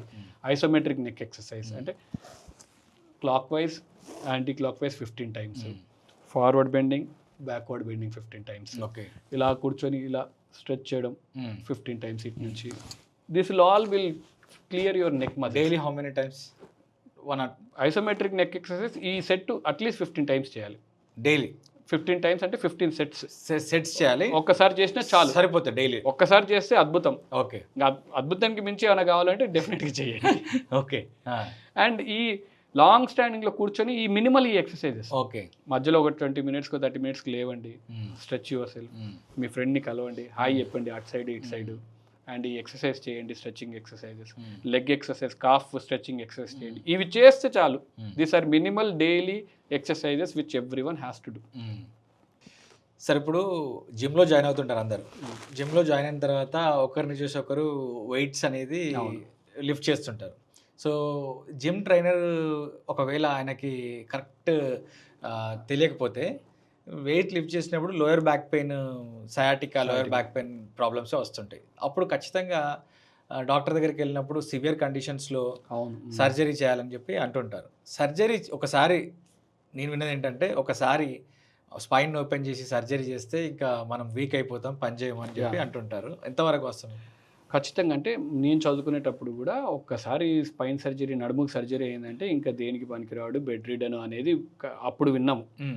వే బ్యాక్ అంటే అర్లీస్లో లంబార్ సర్జరీ అనేది ఆ మిస్కన్సెప్షన్ ఎందుకు ఎక్కువ ఉండేదంటే, ఎక్కువ మంది పెరాలసిస్ తోటి ప్రెజెంట్ అయిపోయి కాలు మొత్తం, అంటే ఇప్పుడు కొంతమంది కాలు నడిచేటప్పుడు ఈడ్చుకుంటూ నడుస్తారు, ఫుడ్ డ్రాప్తో ప్రెజెంట్ అయిపోయి అప్పుడు సర్జరీ చేసుకునే వాళ్ళు, కాబట్టి వాళ్ళకి ఆబ్వియస్గా డెఫిసిట్స్ వచ్చేటివి. ఇప్పుడు ఈ బ్యాక్ పెయిన్ పేషెంట్స్ ఎక్కువ జిమ్లో కానీ స్పోర్ట్స్ ఆడుతున్నప్పుడు హెల్తీగా ఉన్న ఎందుకు వస్తుందంటే, యాజ్ వి ఆల్రెడీ డిస్కస్, ముందు ప్రీ వర్కౌట్స్ చేయరు. అంటే stretching exercises are very essential. Core muscles బాగా స్ట్రెచ్ అవ్వాలి. స్ట్రెచ్ అవ్వకుండా వెయిట్ సడన్గా లిఫ్ట్ చేస్తే మజిల్ రిలాక్స్ అవ్వకుండా ఓన్లీ బోన్ స్ట్రెంత్ తోటి యూజ్ చేసి వెయిట్ లిఫ్ట్ చేస్తే ఈ బోన్ మధ్యలో ఉన్న డిస్క్ బయటకు వచ్చేస్తుంది. బల్జ్ అయిపోయి డిస్క్ బల్జ్ బయటకు వచ్చేసి డిస్క్ రప్చర్ అయిపోయి ఆ పెయిన్తో స్టార్ట్ అవుతుంది. అందుకే వీళ్ళు ఖచ్చితంగా జిమ్ పోయేటోళ్ళు ఖచ్చితంగా ఎక్సర్సైజ్ చేసి సన్లైట్ ఎక్స్పోజర్ ఖచ్చితంగా పెట్టుకోవాలి. రీసెంట్గా ఈ స్పైన్ సర్జరీస్లో అడ్వాన్స్గా ఇప్పుడు మేము ఎండోస్కోపిక్ స్పైన్ సర్జరీస్ అని చేస్తాం. అంటే with almost like day care surgery లాగా ఈ రోజు చేసేసి నెక్స్ట్ డే డిశ్చార్జ్ చేస్తాం. ఒక 15 years యంగ్ పాప వచ్చింది. She is a national weight lifter. Entire family weight లిఫ్టింగ్లో ఉన్నారు. Again she said the same thing, sir మీరు సర్జరీ చేసినా చేయకపోయినా నేను నా ప్యాషన్ అయితే కంటిన్యూ చేస్తాను, నేను ఒలింపిక్స్లో ఖచ్చితంగా పార్టిసిపేట్ చేయాల్సిందే, మీరు ఏమైనా చేయండి అని చెప్పింది. ఎగ్జామిన్ చేస్తే L4-L5లో ఇంత పెద్ద హ్యూజ్ డిస్క్ ఉంది. పాప కనీసం she is not even able to lift, కాలు కూడా లేపడానికి రావట్లేదు. సరే సర్జరీ చేయాలి. Surgery is not a biggest challenge ఇక్కడ. ఎండోస్కోపిక్ సర్జరీ లాస్ట్ 5-6 years నుంచి అందరు చేస్తూనే ఉన్నాం, బాగుంది, రిజల్ట్స్ అన్నీ బాగానే ఉంటాయి. ఈ పాప ఏంటంటే సర్జరీ చేసిన తర్వాత నేను ఖచ్చితంగా వెయిట్ లిఫ్ట్ చేస్తా అంటుంది. సర్జరీ చేసాము, పెయిన్ బాగా చక్కగా తగ్గిపోయింది, షీ వాస్ డూయింగ్ గుడ్. ఇంకా 1 week నుంచి ఇంకా నాకు కాల్స్ మొదలైనాయి. ఎప్పుడు వెళ్ళాలి, నేను జిమ్కి ఎప్పుడు వెళ్ళాలి, వెయిట్ లిఫ్ట్ ఎప్పుడు చేయాలి. నాకేమో భయం ఎందుకంటే ఎంటైర్ ఫ్యామిలీలో అందరు 6 packs. ఏమైనా జరిగింది అనుకో నన్ను 6 pieces చేస్తారు. నా భయం నాకు. ఇప్పుడు కాదు తల్లి, కొద్దిగా మెల్లిగా ఆగి చూద్దాం అని కంటిన్యూస్గా ఇంకా 15th day 20th day 1 month అయింది, నేను పోవాల్సిందే, నేను జిమ్కి పోవాలి, మీకు చెప్పాను కదా సార్ అది అని. వద్దమ్మా, నా వైపు నుంచి అయితే ఇప్పుడు వెళ్ళొద్దు జిమ్, అట్లీస్ట్ ఒక 1-2 months ప్రోగ్రెస్ చూద్దాం. You are doing absolutely fine, I'm happy, but let us see very slowly అని. 1 month ఫోన్ చేయడం ఆపేసింది. అమ్మాయి కొద్దిగా రెస్ట్ తీసుకుంటుందేమో అనుకున్నా. ఓ 2 months తర్వాత ఒక వీడియో పంపించింది. 2 months వీడియోలో షీస్ పార్టిసిపేటింగ్ ఇన్ నేషనల్ ఛాంపియన్షిప్లో వెయిట్స్ 150 kgs ఇలా లిఫ్ట్ చేస్తుంది. చూడంగానే అమ్మా తల్లి ఇంత డేంజర్గా ఉన్నావు ఏందని భయపడుతున్నా. But what we realise this endoscopic spine సర్జరీలో మనం టిష్యూ డిస్ట్రప్షన్ కానీ బోన్ డ్యామేజ్ కానీ న్యాచురల్ ఎలిమెంట్స్ ఏవైతే ఉంటాయో అవి ఏమి డ్యామేజ్ చేయకుండా చేస్తున్నాం కాబట్టి her recovery was very good. Okay. And we need to give rest and this girl was taking care of her diet కానీ న్యూట్రిషన్ కానీ రెగ్యులర్ వార్మప్ ఎక్సర్సైజ్ కానీ రెగ్యులర్ చేయడంతో she was back to her normal work. ఈ endoscopic spine సర్జరీలో if you maintain this, surgery ఒక్కటే కాదు, surgery తర్వాత physiotherapy చేయడం కానీ డైట్ కానీ న్యూట్రిషన్ అన్నీ మెయింటైన్ చేస్తే అసలు స్పైన్ సర్జరీస్లో భయపడాల్సిన అవసరం ఏమీ లేదు. They can go back to their normal routine life without any difficulty. ఇప్పుడు చేసే స్పైన్ సర్జరీస్కి వచ్చే పేషెంట్స్ అందరూ ఇప్పుడు ఇంత ముందులా కాదు, సర్జరీ చేస్తే నొప్పి తగ్గిపోవడం కాదు. ఇప్పుడు చేసే spine surgery they are asking their functional recovery to be normal. అంటే ఇంతకుముందు చేసే పనులను నార్మల్గా చేయగలిగితేనే వాళ్ళు they are opting for surgery. ఈ ఎండోస్కోపిక్ స్పైన్ సర్జరీస్ తోటి అంత బ్యూటిఫుల్గా అయిపోతుంది. అండ్ ఓపీకి వచ్చే 100 మంది పేషెంట్స్లో సర్జరీ పడేది 5-6 మందికి. Rest all will require only medicines కానీ ఫిజియోథెరపీ కానీ. మెడిసిన్స్ ఫిజియోథెరపీ కూడా తగ్గని వాళ్ళకు then we do a technique call needle technique. లోపల తీసుకెళ్ళి ఆపరేషన్ థియేటర్లో సిఎం అంటే ఎక్స్రే మెషిన్లో ఒక నీడిల్ తోటి ఇంజెక్షన్ ఇస్తాం. That will relieve their pain in 10-15 మినిట్స్లో నడుచుకుంటూ వెళ్ళిపోతారు. That will work for only patients. For home మెడిసిన్స్తో పని చేయకుండా ఉంటే వాళ్ళకి ఈ నీడిల్ టెక్నిక్ పనిచేస్తుంది. ఓకే. సార్, ఇప్పుడు మారిన లైఫ్ స్టైల్స్ ప్రకారము చాలామందికి స్లీప్ అనేది ఉండట్లేదు. Yes, minimum 7 to 8 hours sleep mandatory అని చెప్పేసి చెప్తుంటారు కదా. కానీ 4 to 5 అవర్సే పడుకుంటారు. ఇంకొంతమంది, నేను నా ఫ్రెండ్స్ని గమనించినప్పుడు సాఫ్ట్వేర్ అండ్ ఫార్మా ఎంప్లాయీస్, వాళ్ళు నైట్ షిఫ్ట్లో కొన్ని రోజులు పనిచేయటం, డే షిఫ్ట్లో కొన్ని రోజులు పనిచేయటం, డేకి నైట్కి మధ్యన కొన్ని రోజులు పనిచేయటం, ఇలా 3-4 షిఫ్ట్లలో పనిచేయటం వల్ల ఈ స్లీప్ సైకిల్ డిస్టర్బ్ అయితే, బయాలజికల్ క్లాక్ డిస్టర్బ్ అయితే జరిగే ప్రాబ్లమ్స్ ఏముంటాయి? స్లీప్ అంటే if you ask me one good exercise for your healthy well being అని అడిగితే ఐ వుడ్ సే స్లీప్. ఎంత బాగా స్లీప్ ఉంటే వాళ్ళ లైఫ్ స్టైల్ అంత బాగుంటుంది. అంటే మొహంలో ఈ గ్లో కానీ హెయిర్ కానీ వాట్ ఎవర్ యువర్ స్పీచ్ కానీ ఇవంతా బాగా ప్రిజర్వ్డ్గా ఉంటుంది వెన్ స్లీప్ బాగుంటాయి.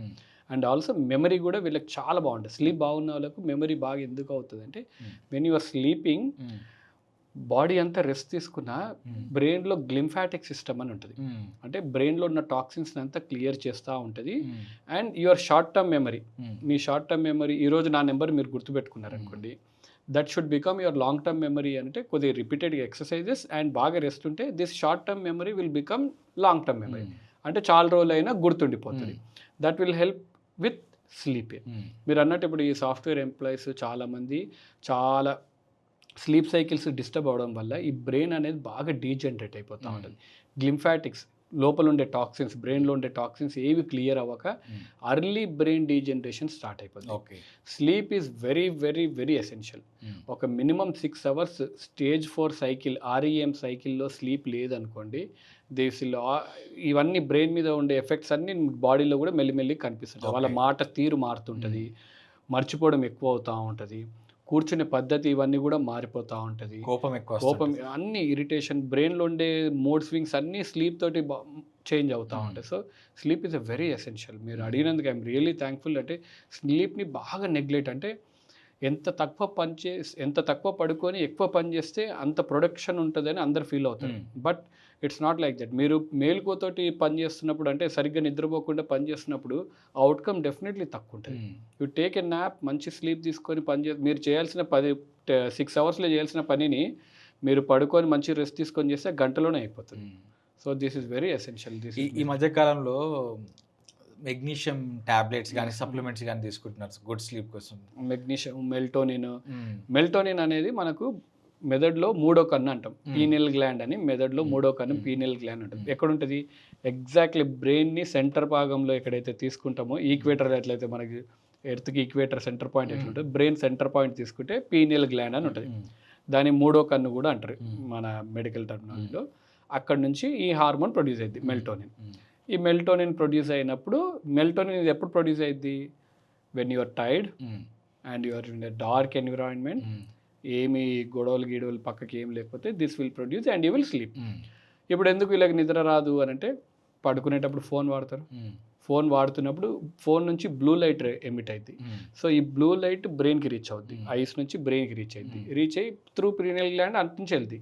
ఆ పీనియల్ గ్లాండ్ ఏమనుకుంటుంది, వీడికి అవసరం లేదులే, ఫోన్ కంటిన్యూస్ చూస్తున్నాడు, పని చేస్తున్నాడేమో, లెటస్ కీప్ హిమ్ యాక్టివ్ అని మెల్టోనిన్ ప్రొడ్యూస్ అవుతుంది. ఫోన్ చూస్తూనే ఉంటాం, ఒక రీల్ నుంచి 100 రీల్స్కి వెళ్ళిపోతాయి, రీల్స్ నుంచి ఫేస్బుక్ షిఫ్ట్ అవుతాం, ఫేస్బుక్ నుంచి యూట్యూబ్ షిఫ్ట్ అవుతాం, ఇవంతా మారుతూనే ఉంటుంది. నిద్ర మాత్రం రాదు, బాడీ మాత్రం అలసిపోయి ఉంటుంది. ఫిజికల్గా 10 గంటలు పని చేసి వచ్చి ఉంటాడు, కాకపోతే నిద్ర మాత్రం రాదు. ఎందుకు అనంటే ఈ రీల్స్ చూస్తున్నంతసేపు డోపమిన్ ప్రొడ్యూస్ అవుతుంటుంది, హార్మోన్స్ అన్నీ యాక్టివ్గా ఉంటుంది. బ్రెయిన్ కూడా ఏమనుకుంటుంది, చెప్పచ్చా పని ఏమైనా ఉందేమో, లే మెల్టోనిన్ ప్రొడ్యూస్ చేయొద్దు అని చెప్పి బ్రెయిన్ కూడా ప్రొడ్యూస్, అది కూడా ఇంకా సాచురేట్ అయిపోయి then you will go to sleep. That is not an healthy sleep. Healthy sleep అంటే ఎలా ఉండాలి, by 9 o'clock you reach home, ఒక బాత్ తీసుకొని బెడ్ అంతా నీట్గా ఉండేసి, no screens at least 45 minutes before you sleep, no screens, then you will have a good sleep.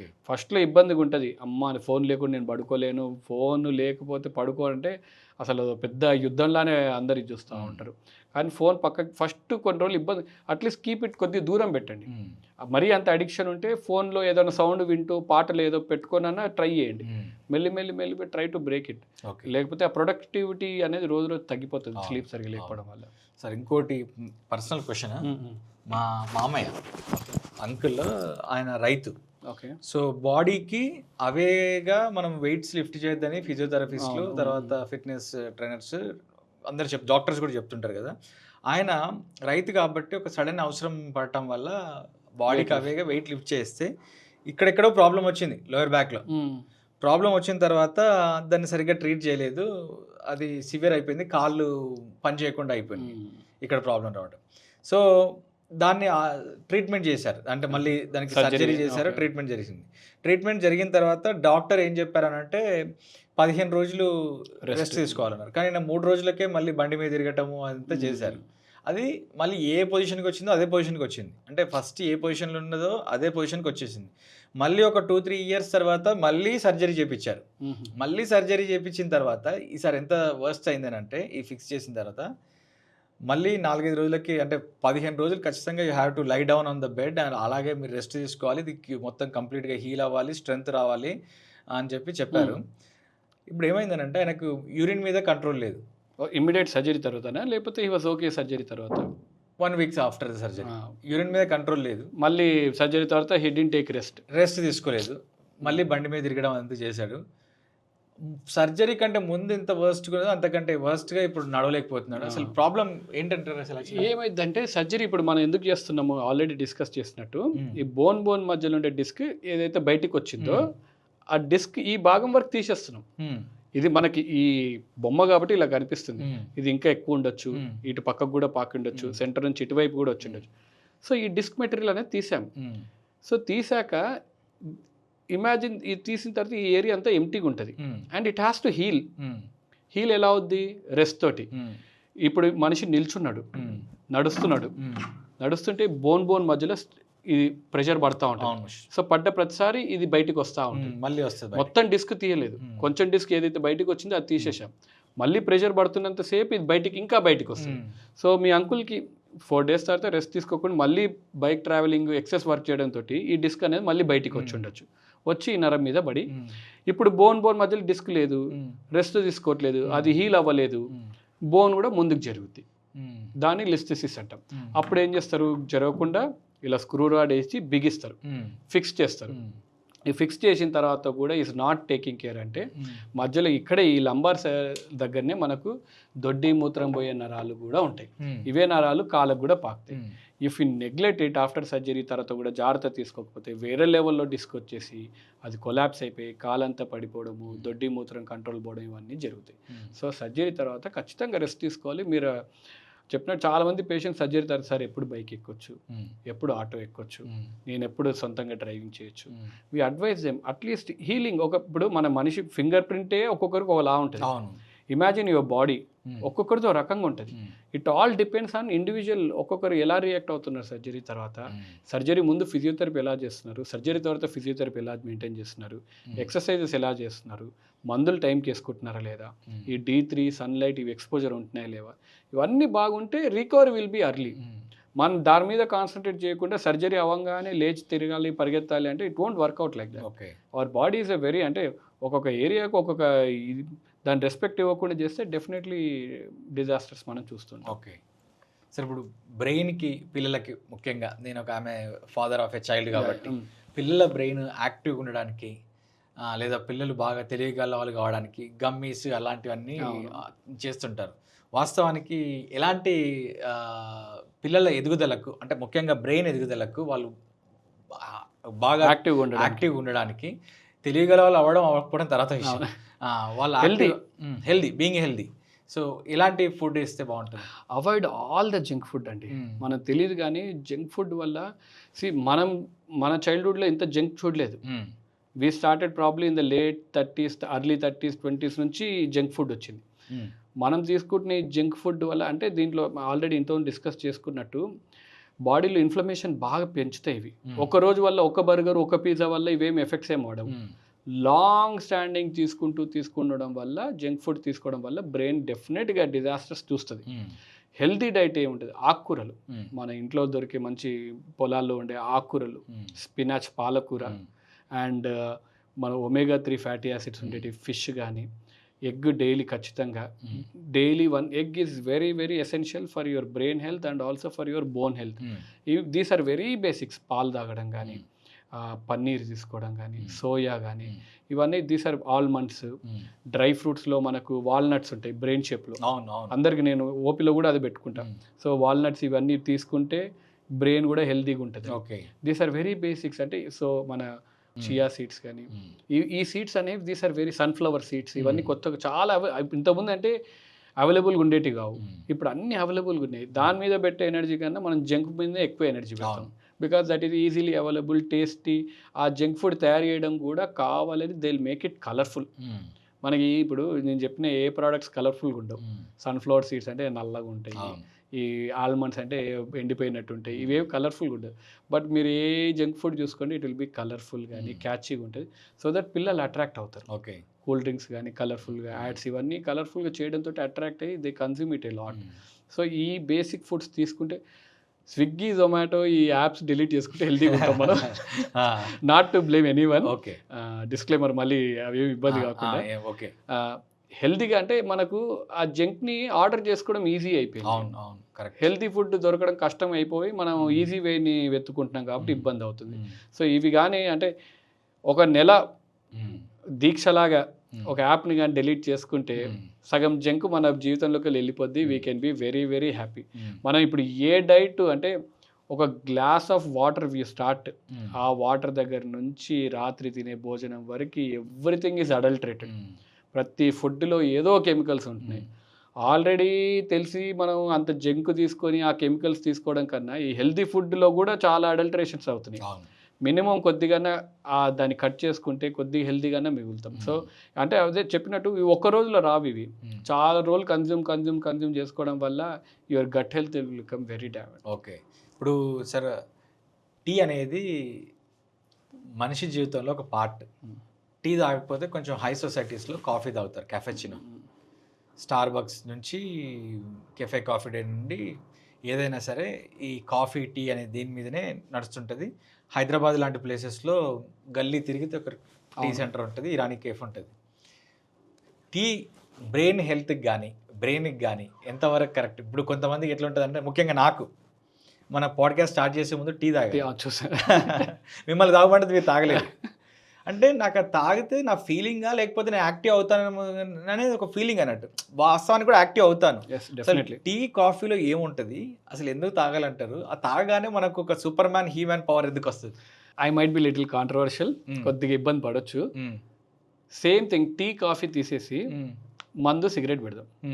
కొంతమంది మందు సిగరెట్ తాగితేనే ఐ ఫీల్ హ్యాపీ. అవును అంటారు. సిగరెట్ తాగితేనే సార్ దమ్ము కొట్టేస్తేనే నాకు యాక్టివ్ అయింది. అది కూడా సేమే కదా. మందు తాగితేనే నాకు బాధలు పోతున్నాయి అంటారు. These are all addictions. కాఫీలో కొద్దిగా కెఫైన్ అని ఉంటుంది, that will stimulate your brain అంటారు. But that is I feel సైకలాజికల్గా. టీ కూడా ఏంటంటే టీ ఈజ్ అండ్ వెరీ కొద్దిగా వేడిగా ఉంటుంది, పాలు ఉంటాయి, షుగర్స్ ఉంటాయి. కాబట్టి the moment you sip tea sugar తీసుకోగానే you will feel that high, కొద్దిగా గ్లూకోజ్ బ్రెయిన్కి రీచ్ అవ్వగానే you will feel very active. అది లాంగ్ టర్మ్లో యూ హ్యావ్ బ్రెయిన్ అలా ట్రైన్ చేసుకున్నాం మనం. సో ఇది తాగితేనే నాకు బెటర్గా ఉంటుంది. కొంతమంది టీ కావచ్చు, కొంతమంది కాఫీ కావచ్చు, కొంతమంది ఈ మధ్య ఎనర్జీ డ్రింక్స్ వైపు మూవ్ అవుతున్నారు. రెడ్ బుల్ కానీ, మాన్స్టర్ డ్రింక్స్ కానీ, all these are type of అడిక్షనే. నువ్వు మందు సిగరెట్ వాళ్ళని కూడా అడుగు, తెలిసే సేమ్ థింగ్.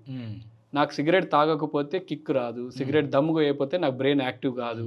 ఏమైంది బ్రెయిన్ అంటే యువర్ ట్రైనింగ్ యువర్ బ్రెయిన్. ఇది తీసుకుంటేనే నాకు డోపమిన్ రిలీజ్ అయ్యి యాక్టివ్ అవ్వాలని your training your brain. Okay. ఏమైనా తప్ప టీ కాఫీ తాగడం వల్ల అంటే ఒక షుగర్కి ఏమి ఇబ్బంది ఏమి ఉండదు. బట్ లాంగ్ స్టాండింగ్ తీసుకోవడం వల్ల ఈ అడల్టరేటెడ్ మిల్క్, షుగర్స్ ఇవన్నీ ఆడడం వల్ల definitely will have effects brain మీద కానీ బాడీ మీద కానీ డెఫినెట్ పడుతుంది. లాంగ్ స్టాండింగ్ ఇప్పుడు అందుకే టీ నుంచి మెల్లిగా టీలో షుగర్ లేకుండా షుగర్లెస్ టీ తాగడము, షుగర్స్ రావడం, ఇవన్నీ మెల్లి దానివల్లనే వస్తున్నాయి. Okay. So this I would say personally, బుక్స్లో కూడా అంతా అదే ఉంటుంది, అడిక్షనే, ఇట్స్ కైండ్ ఆఫ్ అన్ అడిక్షనే. కాఫీలో కొద్ది కెఫైన్ ఉంటుంది కాబట్టి that will stimulate your brain అంటారు. దిస్ ఇస్ ఆల్ సైకలాజికల్గా యూ విల్ ఫీల్ బెటర్ కాబట్టి యూ టేక్ దట్ టీ కానీ sugars. Okay sir, as a డాక్టర్గా, ముఖ్యంగా న్యూరో సర్జన్గా చాలా కాంప్లికేటెడ్ సర్జరీస్ చేస్తుంటారు మీరు. డెఫినెట్లీ లైఫ్ సేవింగ్ సర్జరీస్ చేస్తుంటారు, చాలా కాస్ట్లీ సర్జరీస్ కూడా ఇవన్నీ కూడా. సో ఈ సర్జరీస్ చేస్తున్నప్పుడు చాలా హై కాస్ట్ బేరింగ్ ఉంటుంది. ఒకప్పుడు మెడికల్ కానీ హెల్త్ కేర్ సిస్టమ్ కానీ ప్రభుత్వాలు, గవర్నమెంట్ కొంతవరకు తీసుకుని వచ్చేది పెట్టేది. కానీ పెరుగుతున్న పాపులేషన్ తగ్గట్టుగా మనకి పబ్లిక్ హెల్త్ కేర్ అనేది పెరగలేదు. కార్పొరేట్ హెల్త్ కేర్, కార్పొరేట్ది ఈరోజు వరల్డ్లో the best health care system ఇండియాలో ఉంది అని అంటారు. అవును. అండ్ చాలామంది భారతదేశానికి, ముఖ్యంగా హైదరాబాద్కి మెడికల్ టూరిజం కింద ఇక్కడికి వచ్చి చేసుకొని వెళ్తుంటారు, ఇక్కడ సర్జరీస్ చేసుకొని వెళ్తుంటారు. So how important medical insurance play in the lives of the people? ప్రతి ఒక్కరికి ఖచ్చితంగా ఏదైనా ఉండాల్సింది అంటే హెల్త్ ఇన్సూరెన్స్ ఖచ్చితంగా ఉండాల్సిందే. ఎందుకు అనంటే హెల్త్ ఇన్సూరెన్స్ లేకపోతే ఒక మనిషి సోషియో ఎకనామిక్ స్టేటస్ కంప్లీట్గా మారుతుంది. సూపర్ రిచ్ ఉన్న వాళ్ళు రిచ్ అయిపోతారు, రిచ్ ఉన్న వాళ్ళు మిడిల్ క్లాస్కి అయిపోతారు, మిడిల్ క్లాస్ ఉన్నవారు లోవర్ ఎకనామిక్ స్టేటస్కి వస్తారు. ఎందుకంటే హెల్త్ కేర్ మీరు అన్నట్టు ఇప్పుడు వేరే కంట్రీస్ నుంచి మన దగ్గరికి ఎందుకు వచ్చి చేయించుకుంటున్నారు? We have the best doctors, you name and equipment, state of art equipment అంటామంటే ప్రపంచంలో ఎక్కడ ఏమైతే వస్తువులు మెడికల్ ఫీల్డ్కి సంబంధించినవి అంటే ఈ ఎక్స్రే మెషిన్లు, 2D ఎకో మెషిన్లు, ఆపరేషన్కి సంబంధించిన మెషిన్లు ఏమైనా సరే they are in our best hospital. Infrastructure wise కూడా అంత బెస్ట్గా ఉంది. సో ఇంతకుముందు ఒక 80s వెళ్దాం, అప్పుడు ఆపరేషన్కి ఇన్ని సదుపాయాలు ఉండేటివి కావు. ఇప్పుడు ఒక ఆపరేషన్ అంటే ఇట్స్ నాట్ జస్ట్ ఒక సర్జరీ ఒకటే కాదు, దే ఆర్ ఆస్కింగ్ సర్వీసెస్. మంచి రూమ్ కావాలి, మంచి ఫుడ్, హాస్పిటల్లో ఫుడ్ కావాలి. మనకు చిన్న ఉన్నప్పుడు మన హాస్పిటల్ పోయామంటే పక్కకి ఇడ్లీ అట్టిపండు అదే మన ఫుడ్. ఇప్పుడు అసలు హాస్పిటల్లో ఫుడ్స్ చూస్తుంటే ఇన్ని రకాల ఫుడ్స్ ఉన్నాయా హాస్పిటల్లో కూడా అనిపిస్తుంది. అవును, ఫుడ్స్ కావాలి. హాస్పిటల్లో షాపింగ్ మాల్స్ కూడా, హాస్పిటల్లో కూడా షాపింగ్స్ చేసుకుంటున్నారు. హాస్పిటల్ కెఫే కావాలి, లాంజ్ ఉండాలి. So this will obviously add to your cost. Only surgery కాదు కదా, ఇవన్నీ కూడా. రూమ్స్ కూడా అసలు కొన్ని రూమ్స్ హాస్పిటల్ రూమ్స్లోకి వెళ్తుంటే అసలు హాస్పిటల్కి వచ్చామా, హోటల్కి వచ్చామా, ఆ రేంజ్లో ఉండే. నేను కార్పొరేట్లో వర్క్ చేసి మా రూమ్స్ చూస్తుంటే నాకు అనిపిస్తుంది మన ఇంటి రూమ్స్ కన్నా ఈ రూమ్సే చాలా బాగా బ్రహ్మాండంగా ఉంటాయి.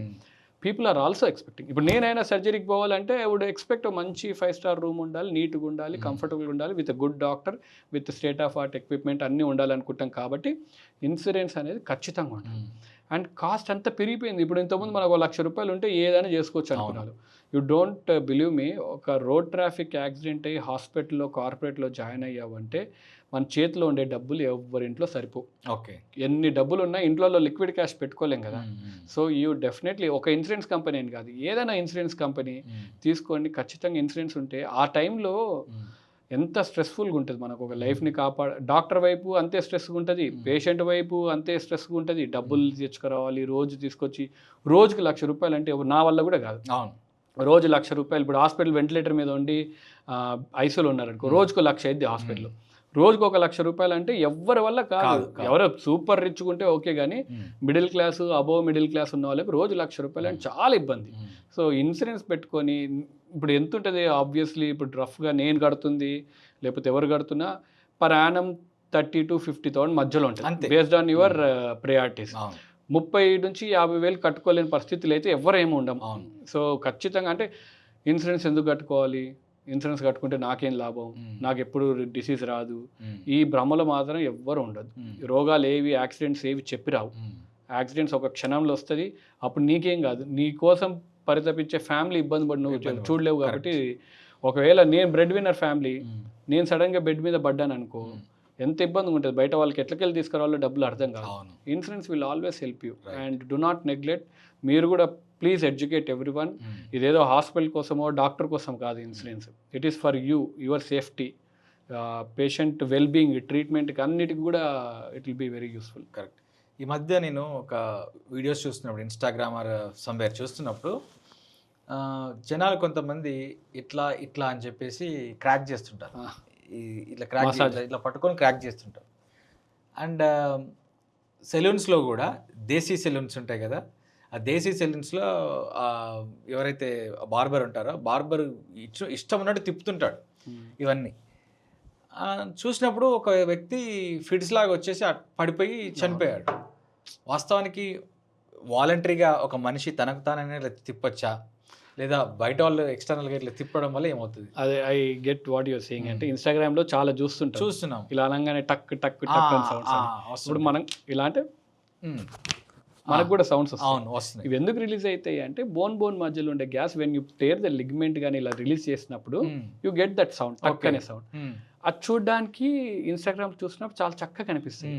అండ్ మనకు తెలిసినట్టు they will edit it also.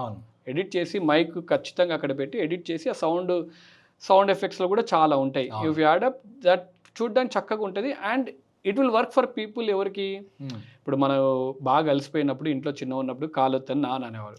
కాలు ఒత్తినప్పుడు he used to feel relaxed. ఎందుకు మజిల్స్ అన్ని స్ట్రెయిన్ అయిపోయి సోర్ అయిపోయింటాయి కాబట్టి ప్రెస్ చేసినప్పుడు మసాజ్ చేసినప్పుడు they will feel better.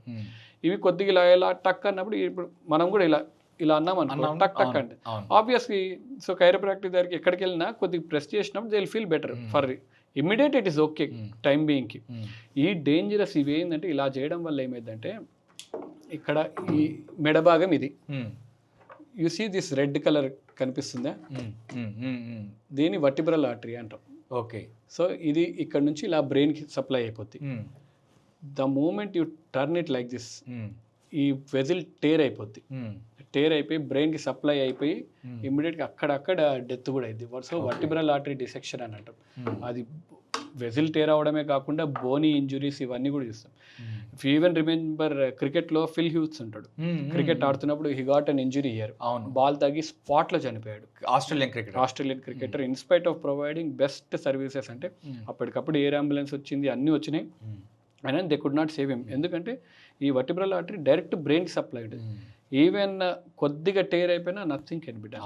So you should be very careful. ఈ మసాజెస్ చేసేటప్పుడు ఓవర్ ఎక్స్టెన్షన్ చేస్తే definitely there will be tear. Muscle tear అయింది, లిగమెంట్ టేర్ అయింది, బోనీ ప్రొలాప్స్ అయిపోతాయి, డిస్క్ ప్రొలాప్స్ అయిపోతాయి, అండ్ లాస్ట్ వచ్చేసి వెజిల్ tear. Sir, as a spine సర్జన్గా ఉదయం లేచినప్పుడు బెడ్ మీద ఫ్లాట్గా ఇట్లా పడుకొని ఉంటాము. ఉదయం లేచినప్పుడు లేచే పద్ధతి ఎట్లుండాలి అసలు? లేవంగానే చాలామందికి పడుకున్నంతసేపు బాగానే ఉంటుంది, లేవంగానే నొప్పి అంటారు. అర్లీ మార్నింగ్ స్టిఫ్నెస్ అంటారు. పోస్చర్ సరిగా లేకపోవడం వల్ల పడుకునేటప్పుడు. అంటే మీరు అడిగిన క్వశ్చన్ ఎలా లేవాలి అని, I will start how should we sleep. Our body is train to sleep straight. మనం దాన్ని ఏం చేస్తాం, మెల్లిమెల్లిగా ఫోన్కి అలవాటు అయిపోయి ఈ సైడ్ తిరిగి పడుకోవడము, ఆ సైడ్ తిరిగి పడుకోవడము, ఈ చైని దీని కింద పెట్టుకోవడం. ఒక రోజు 2 రోజులకి ఏం కాదు, లాంగ్ స్టాండింగ్ పడుకోవడం వల్ల ఆ మజిల్స్ కంప్రెస్ అయిపోయి ఆ డిస్క్ అనేది ప్రొలాప్స్ అయిపోయి పెయిన్స్ వస్తుంది. This is normal spine. ఈ కర్వేచరే ఇలా ఉంది. సో పడుకోవడం అనేది స్ట్రైట్గా పడుకోవాలి. When you try to sleep under the side, ఇది ఇంకా ఇట్లా ఒత్తుకుపోద్ది. This is not normal position.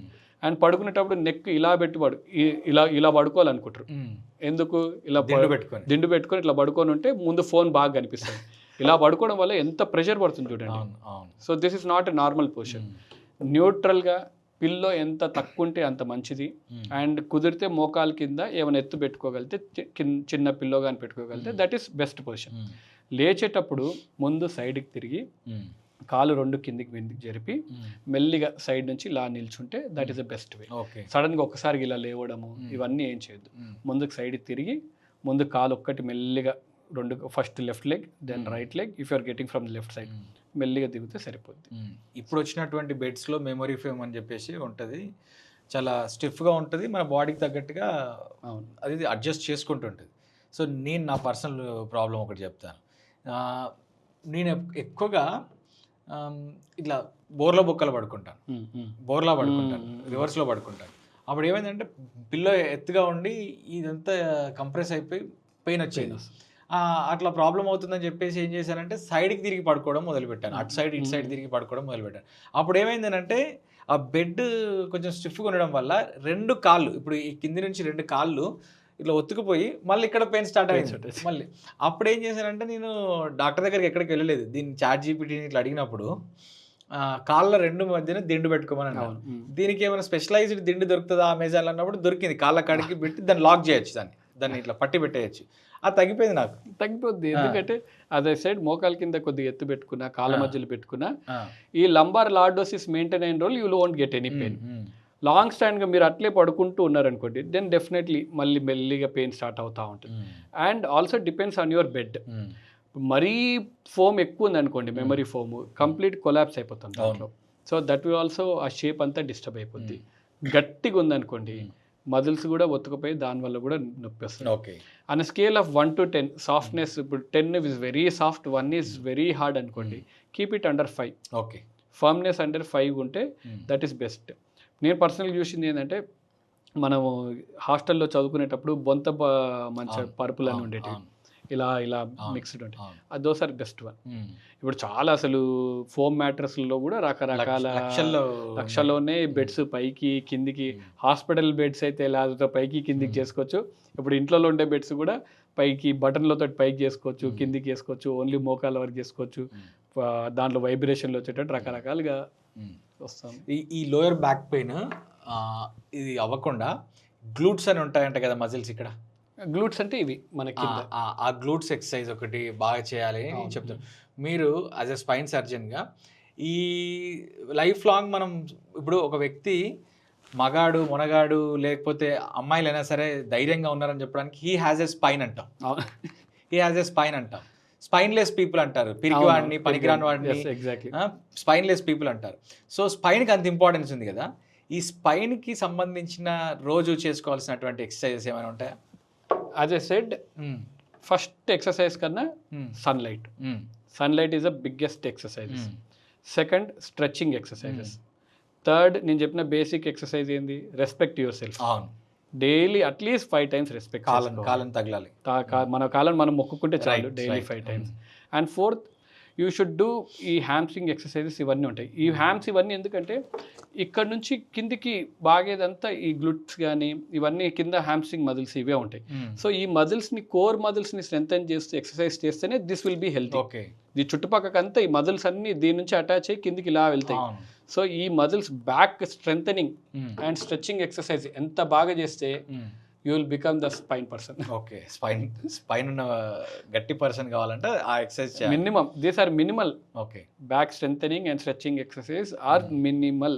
మళ్ళీ చెప్పినట్టు డైలీ బ్రష్, డైలీ స్నానము, ఇవెంత డైలీ రిక్వైర్మెంటో ఇవి కూడా అంత బేసిక్గా చేసుకోవాలి. ఓకే, ఇప్పుడు డాక్టర్స్ మీద మనకి ఒకప్పుడు పెద్దగా చూడలేదు, కానీ ఇప్పుడు ఏమవుతుందని అంటే రాజకీయ నాయకులు కానీ, చోటామోటా లీడర్స్ కానీ, లేదా పేషెంట్స్ రిలేటివ్స్ కానీ వాళ్ళందరూ వచ్చేసి అటాక్స్, దాడులు చేయడం జరుగుతుంటే భారత ప్రభుత్వం డాక్టర్స్ని సేవ్ చేయడానికి ప్రొటెక్షన్ ఇస్తుంది. సర్జరీ జరిగే ముందు కూడా ఒక కన్సెంట్ అండర్టేకింగ్ వాళ్ళతో సైన్ చేసి తీసుకుంటారు.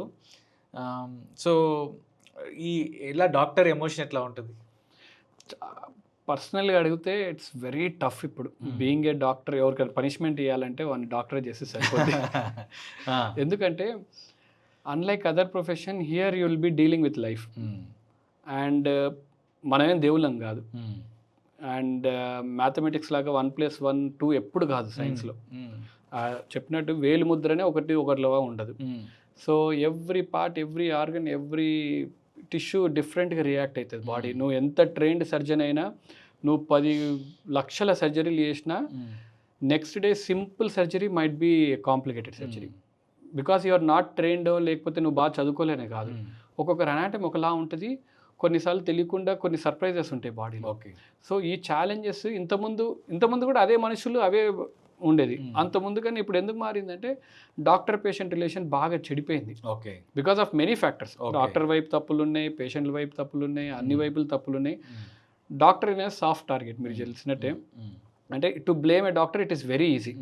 వేరే ప్రొఫెషన్లో ఎవరిని ఇంత ఈజీగా బ్లేమ్ చేయలేము. ఇక్కడ ఎందుకంటే ఒక మనిషి లైఫ్తో సంబంధించింది, అండ్ ఇక్కడ ఫైనాన్సెస్ ప్లే అవుతున్నాయి, and he's an soft target. So తిట్టినా కొట్టినా పడుంటాడు అనేది ఈజీగా రీచ్ అయిపోయిన జనాల్లో, కాబట్టి బాగా ఇబ్బందిగా ఉంటుంది మాకు కూడా. అంటే ప్రతిరోజు ఒక యుద్ధంలానే ఉంటుంది. ఆ రీసెంట్ మూవీస్ రావడంతో వెంటిలేటర్ అనేది ఒక పెద్ద యుద్ధం. ఇప్పుడు మేము చేసే బ్రెయిన్ సర్జరీస్ కానీ, ఎమర్జెన్సీలో వచ్చేటివి, పెరాలసిస్ పేషెంట్లు అందరూ వెంటిలేటర్ మీద ఉంటారు. వెంటిలేటర్ మీద ఉన్నాడు అని అంటే ఎంత అపోహ ఉంటుంది బయట. అంటే డబ్బుల కోసమే వెంటిలేటర్ మీద పెట్టరు అనేది ప్రతి ఒక్కరికి భయంగా. ఠాగూర్ సినిమాలో చిరంజీవి గారు పెట్టినట్టు ఠాగూర్ సినిమాలో చూపిస్తారు కదా, చెప్తారు చనిపోయిన అతన్ని పెట్టి 2 రోజులు అసలు లోపడే ఉన్నాడని చెప్పేసి. అంటే సార్ చిరంజీవి సార్ ఆయన ఇంటర్వ్యూస్లో కూడా, వేరే డాక్టర్తో ఇంటర్వ్యూలో కూడా ఆయన అడిగారు, ఎందుకు అలా చేశారంటే, డైరెక్టర్ ఇంకా చాలా బ్యాడ్గా రాశాడు, మేము చాలా దాన్ని పాలిష్డ్గా చేసాము అని చెప్పారు. కానీ మంచిగానే చెడు బాగా రీచ్ అయిపోద్ది.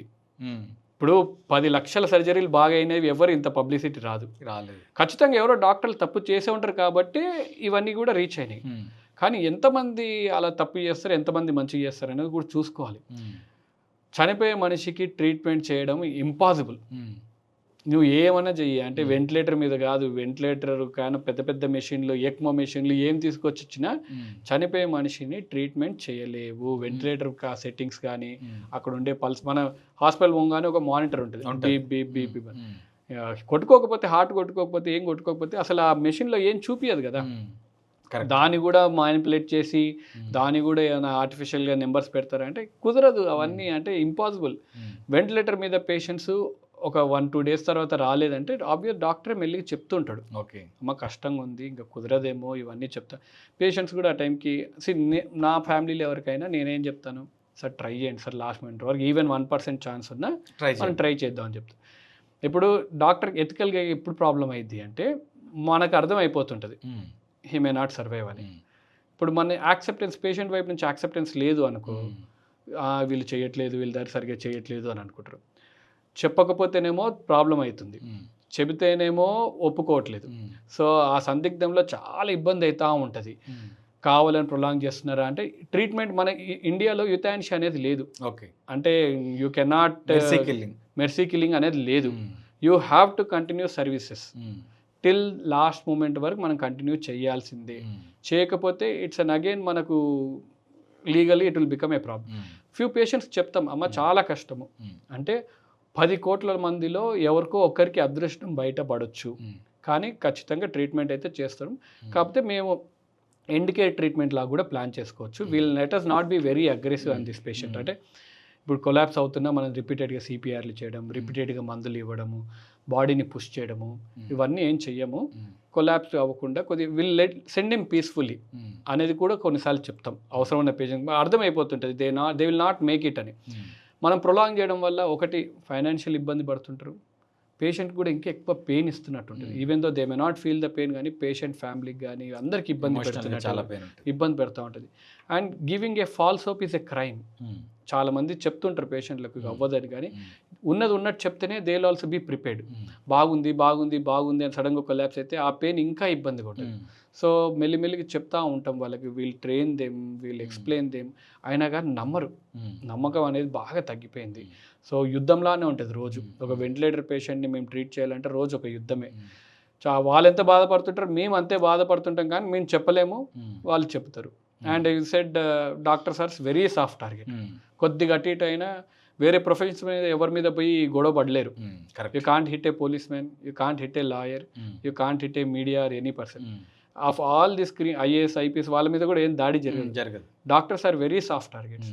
తిరిగి కొట్టినా ఏం అనలేరు అనేది. ప్లస్ ఆ ప్రొటెక్షన్ కూడా ఆ టైంలో ఆ ఎన్విరాన్మెంట్లో ఏం నీకు ప్రొటెక్షన్ ఏమి ఉండదు. And there emotions will be very high. మా ఇంట్లో వాళ్ళకి కూడా ఏమైనా జరిగినా నాకు అంతే బాధ ఉంటుంది, అంతే కోపం ఉంటుంది. ఆ టైంలో కమ్యూనికేషన్ సరిగ్గా లేదనుకోండి, డెఫినెట్గా ఇబ్బందులు అవుతూ ఉంటాయి. అందుకే they wish we were trained more. MBBS టైంలో ఈ కమ్యూనికేషన్ ఇంత ఇంపార్టెంట్ అనేది వీ వర్ నెవర్ ట్రైన్డ్. ఒక బాగా మాట్లాడితే సగం మంచి ఒక రోగికి చికిత్స సగం డాక్టర్ తోటని ఎందుకంటారు? వచ్చినప్పుడు ఏం కాదులే అమ్మా నేను చూసుకుంటాను అనే మాట 50% డిసీజ్ని తగ్గిస్తుంది అంటారు. Moral support. ఇప్పుడు ఆ మాట ఒక డాక్టర్ అనాలంటే ఎంత భయంగా ఉంటుంది తెలుసా? ఇప్పుడు నేను వచ్చేసి ఏం కాదులే మీకు నేను చూసుకుంటాను అని నా మనసులో 100% ఉంటుంది చెప్పాలని. ఎందుకు చెప్పలేము తెలుసా? రేపు వచ్చి మళ్ళీ అడుగుతారు, నువ్వు ఆ రోజు గ్యారంటీ ఇచ్చావుగా 100%, ఈరోజు ఎందుకు అవ్వలేదని. సో బాగా ఇబ్బందిగా ఉంటుంది ఎవరికైనా ఏమైనా చెప్పాలి, మనస్ఫూర్తిగా ఏమైనా చెప్పాలి అని. అందుకే నేను ఏం చెప్తానంటే పేషెంట్ ముందు డాక్టర్గా అన్నీ చెప్పి, అమ్మ ఇప్పుడు ఒక డాక్టర్గా మాట్లాడట్లేదు, మీ ఇంట్లో ఒక మనిషిలా మాట్లాడుతున్నాను, ఇవి ఇలా జరగచ్చు, కానీ నేను చెప్పినవన్నీ తప్పు జరగాలనుకుంటున్నాను, నేను చెప్పిన కాంప్లికేషన్స్ మీకు ఏం జరగకుండా హ్యాపీగా పోవాలనుకుంటున్నాను, కాకపోతే ఈ కాంప్లికేషన్ జరిగే అవకాశం ఉంటుంది, యాజ్ ఎ బ్రదర్గా మీ ఇంట్లో ఒక చిన్న కొడుకులాగా చెప్తున్నాను, will let us all be prepared for this one అని కూడా చెప్తాను. This communications are very very essential. We were never trained. అంటే ఇది ఇంపార్టెంట్, ఎందుకంటే డాక్టర్ ఎక్కువ డీల్ చేసేది మనుషులతోటి. వేరే ప్రొఫెషన్లో మెషిన్స్తో డీల్ చేయొచ్చు, కానీ ఇక్కడ మనుషులతోటి కమ్యూనికేషన్ ఈజ్ వెరీ ఎసెన్షియల్. మనకు అది సరిగ్గా లేకపోతే చాలా ఇబ్బంది పడుతూ ఉంటాం. ఇండియన్ హైవేస్ మీద రోడ్స్ మీద వెళ్తున్నప్పుడు చాలామంది రోడ్డు పక్కన ఆపిన వెహికల్స్ ఏవైతే ఉంటాయో, ముఖ్యంగా లారీలు, ఆ కిందికి వెళ్ళిపోతుంటారు. దీని గురించి ఏంటి, ఈ వెహికల్స్ వెనక నుంచి వచ్చి ఇట్లా ఢీ కొడుతున్నాయి అని చెప్పి అనుకున్నప్పుడు రోడ్ హిప్నోసిస్ అని చెప్పి ఒక టర్మ్ వచ్చింది. యాక్చువల్గా బ్రెయిన్ ఎందుకు అట్లా హిప్నాటిక్ అయిపోతుంది? సో దీనికి 2 రీజన్స్. ఒకటి మీరు అన్నట్టు రోడ్ హిప్నోసిస్ కానీ, బ్రెయిన్ ఫాగ్ కానీ, లేకపోతే అలసిపోయి తగలడం ఒకటి. That is very common. యూజువల్గా డ్రౌజీ అయిపోయి నిద్ర వచ్చేసి వెహికల్ అలా పక్కకు చూసుకోకుండా గుద్దేస్తారు. That is very common. Road hypnosis ఎప్పుడు అవుతుంది అంటే యూజువల్గా హైవేస్లో, మన రెగ్యులర్ ట్రాఫిక్లో అవ్వదు.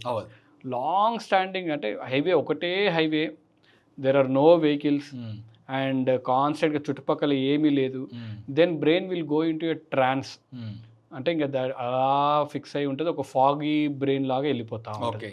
ఆ బ్రెయిన్ ఫాగ్ వచ్చేసినప్పుడు ఏమైందంటే ఎండమావులు మిరాజెస్ కనిపించినప్పుడు మనకి తెలియంది లేనివి ఉన్నట్టు ఎట్లా కనిపిస్తుందో, బ్రెయిన్ కూడా it will imagine it self something, ఒక డీప్ స్టేట్లోకి వెళ్ళిపోతున్నట్టు, ఇట్లా నిద్రకు దీనికి మధ్యలో ఉన్న స్టేజ్లోకి వెళ్ళిపోతూ ఉంటుంది. అప్పుడు సడన్గా ఈ వెహికల్ ముందుకు వచ్చినప్పుడు చూసుకోకుండా యూజువల్గా గుద్దేస్తూ ఉంటారు. సో ది మోస్ట్ కామన్ ఇది బ్రెయిన్ ఫాగ్ అని. సో ఈ హైవేస్లో ఎక్కువ లాంగ్ స్టాండింగ్ వెళ్తున్న వాళ్ళు ఖచ్చితంగా పక్కకి ఎవరైనా కంపెనీ ఉన్నా వాళ్ళతో మాట్లాడుతూ ఉండాలి, లేకపోతే పాటలు వింటూ ఉన్నప్పుడు కూడా నిద్ర వస్తుంది. సో పాటలు వింటున్నప్పుడు నిద్ర వచ్చినప్పుడు at least you try to sing, అక్కడ వస్తున్న పాటనే పాడుతూ ఉంటే at least it will keep you alert. ఇవి చేస్తే ఖచ్చితంగా కొద్దిగానే బెటర్గా ఉంటుంది. ఆల్ లారీ డ్రైవర్స్కి అందరికీ ఇది ఖచ్చితంగా ఇంపార్టెంట్గా చూసుకోవాల్సింది, ఎందుకంటే లాంగ్ స్టాండింగ్లో వెళ్తున్నప్పుడు ఈ ఇబ్బంది పడే అవకాశం ఎక్కువ ఉంటుంది. Sir, thank you so much for coming to the podcast. మీ యొక్క వాల్యుబుల్ టైంని మా ప్రేక్షకులతో పంచుకున్నందుకు మీకు చాలా రుణపడి ఉంటాము. No thank you from my side Vamshi గారు, ఎందుకంటే I know how important medical education is nowadays. అంటే ఇప్పుడు ఇన్స్టాగ్రామ్ ఓపెన్ చేసి మనం జస్ట్ ఒక గ్లాస్ ఆఫ్ వాటర్ చూస్తేనే దాన్ని ఎలా తాగాలి, ఎప్పుడు తాగాలి, ఎందుకు తాగాలి, ఎవరు తాగాలి అనే దానికి లక్ష అంటే అన్వాంటెడ్ ఇన్ఫర్మేషన్ ఎక్కువైపోయి జనాలు బాగా ఇబ్బంది పడుతున్నారు. అట్లీస్ట్ మీ నుంచి అన్న కొద్దిగా లీగల్లీ వెరిఫైడ్ కరెక్ట్ వేలో ఇన్ఫర్మేషన్ రీచ్ అయితే పీపుల్ విల్, ఒక్కరికి యూస్ఫుల్ అయినా మన పాడ్కాస్ట్ నుంచి దట్ ఈస్ వెరీ ఎసెన్షియల్. అవును సార్, థ్యాంక్ యూ అండి, థ్యాంక్ యూ ఫర్ ఇన్వైటింగ్ మీ. మీరు పిలిచి ఈరోజు ఇంత టైం స్పెండ్ చేయడం కూడా I'm really thankful for you sir. Thank you sir.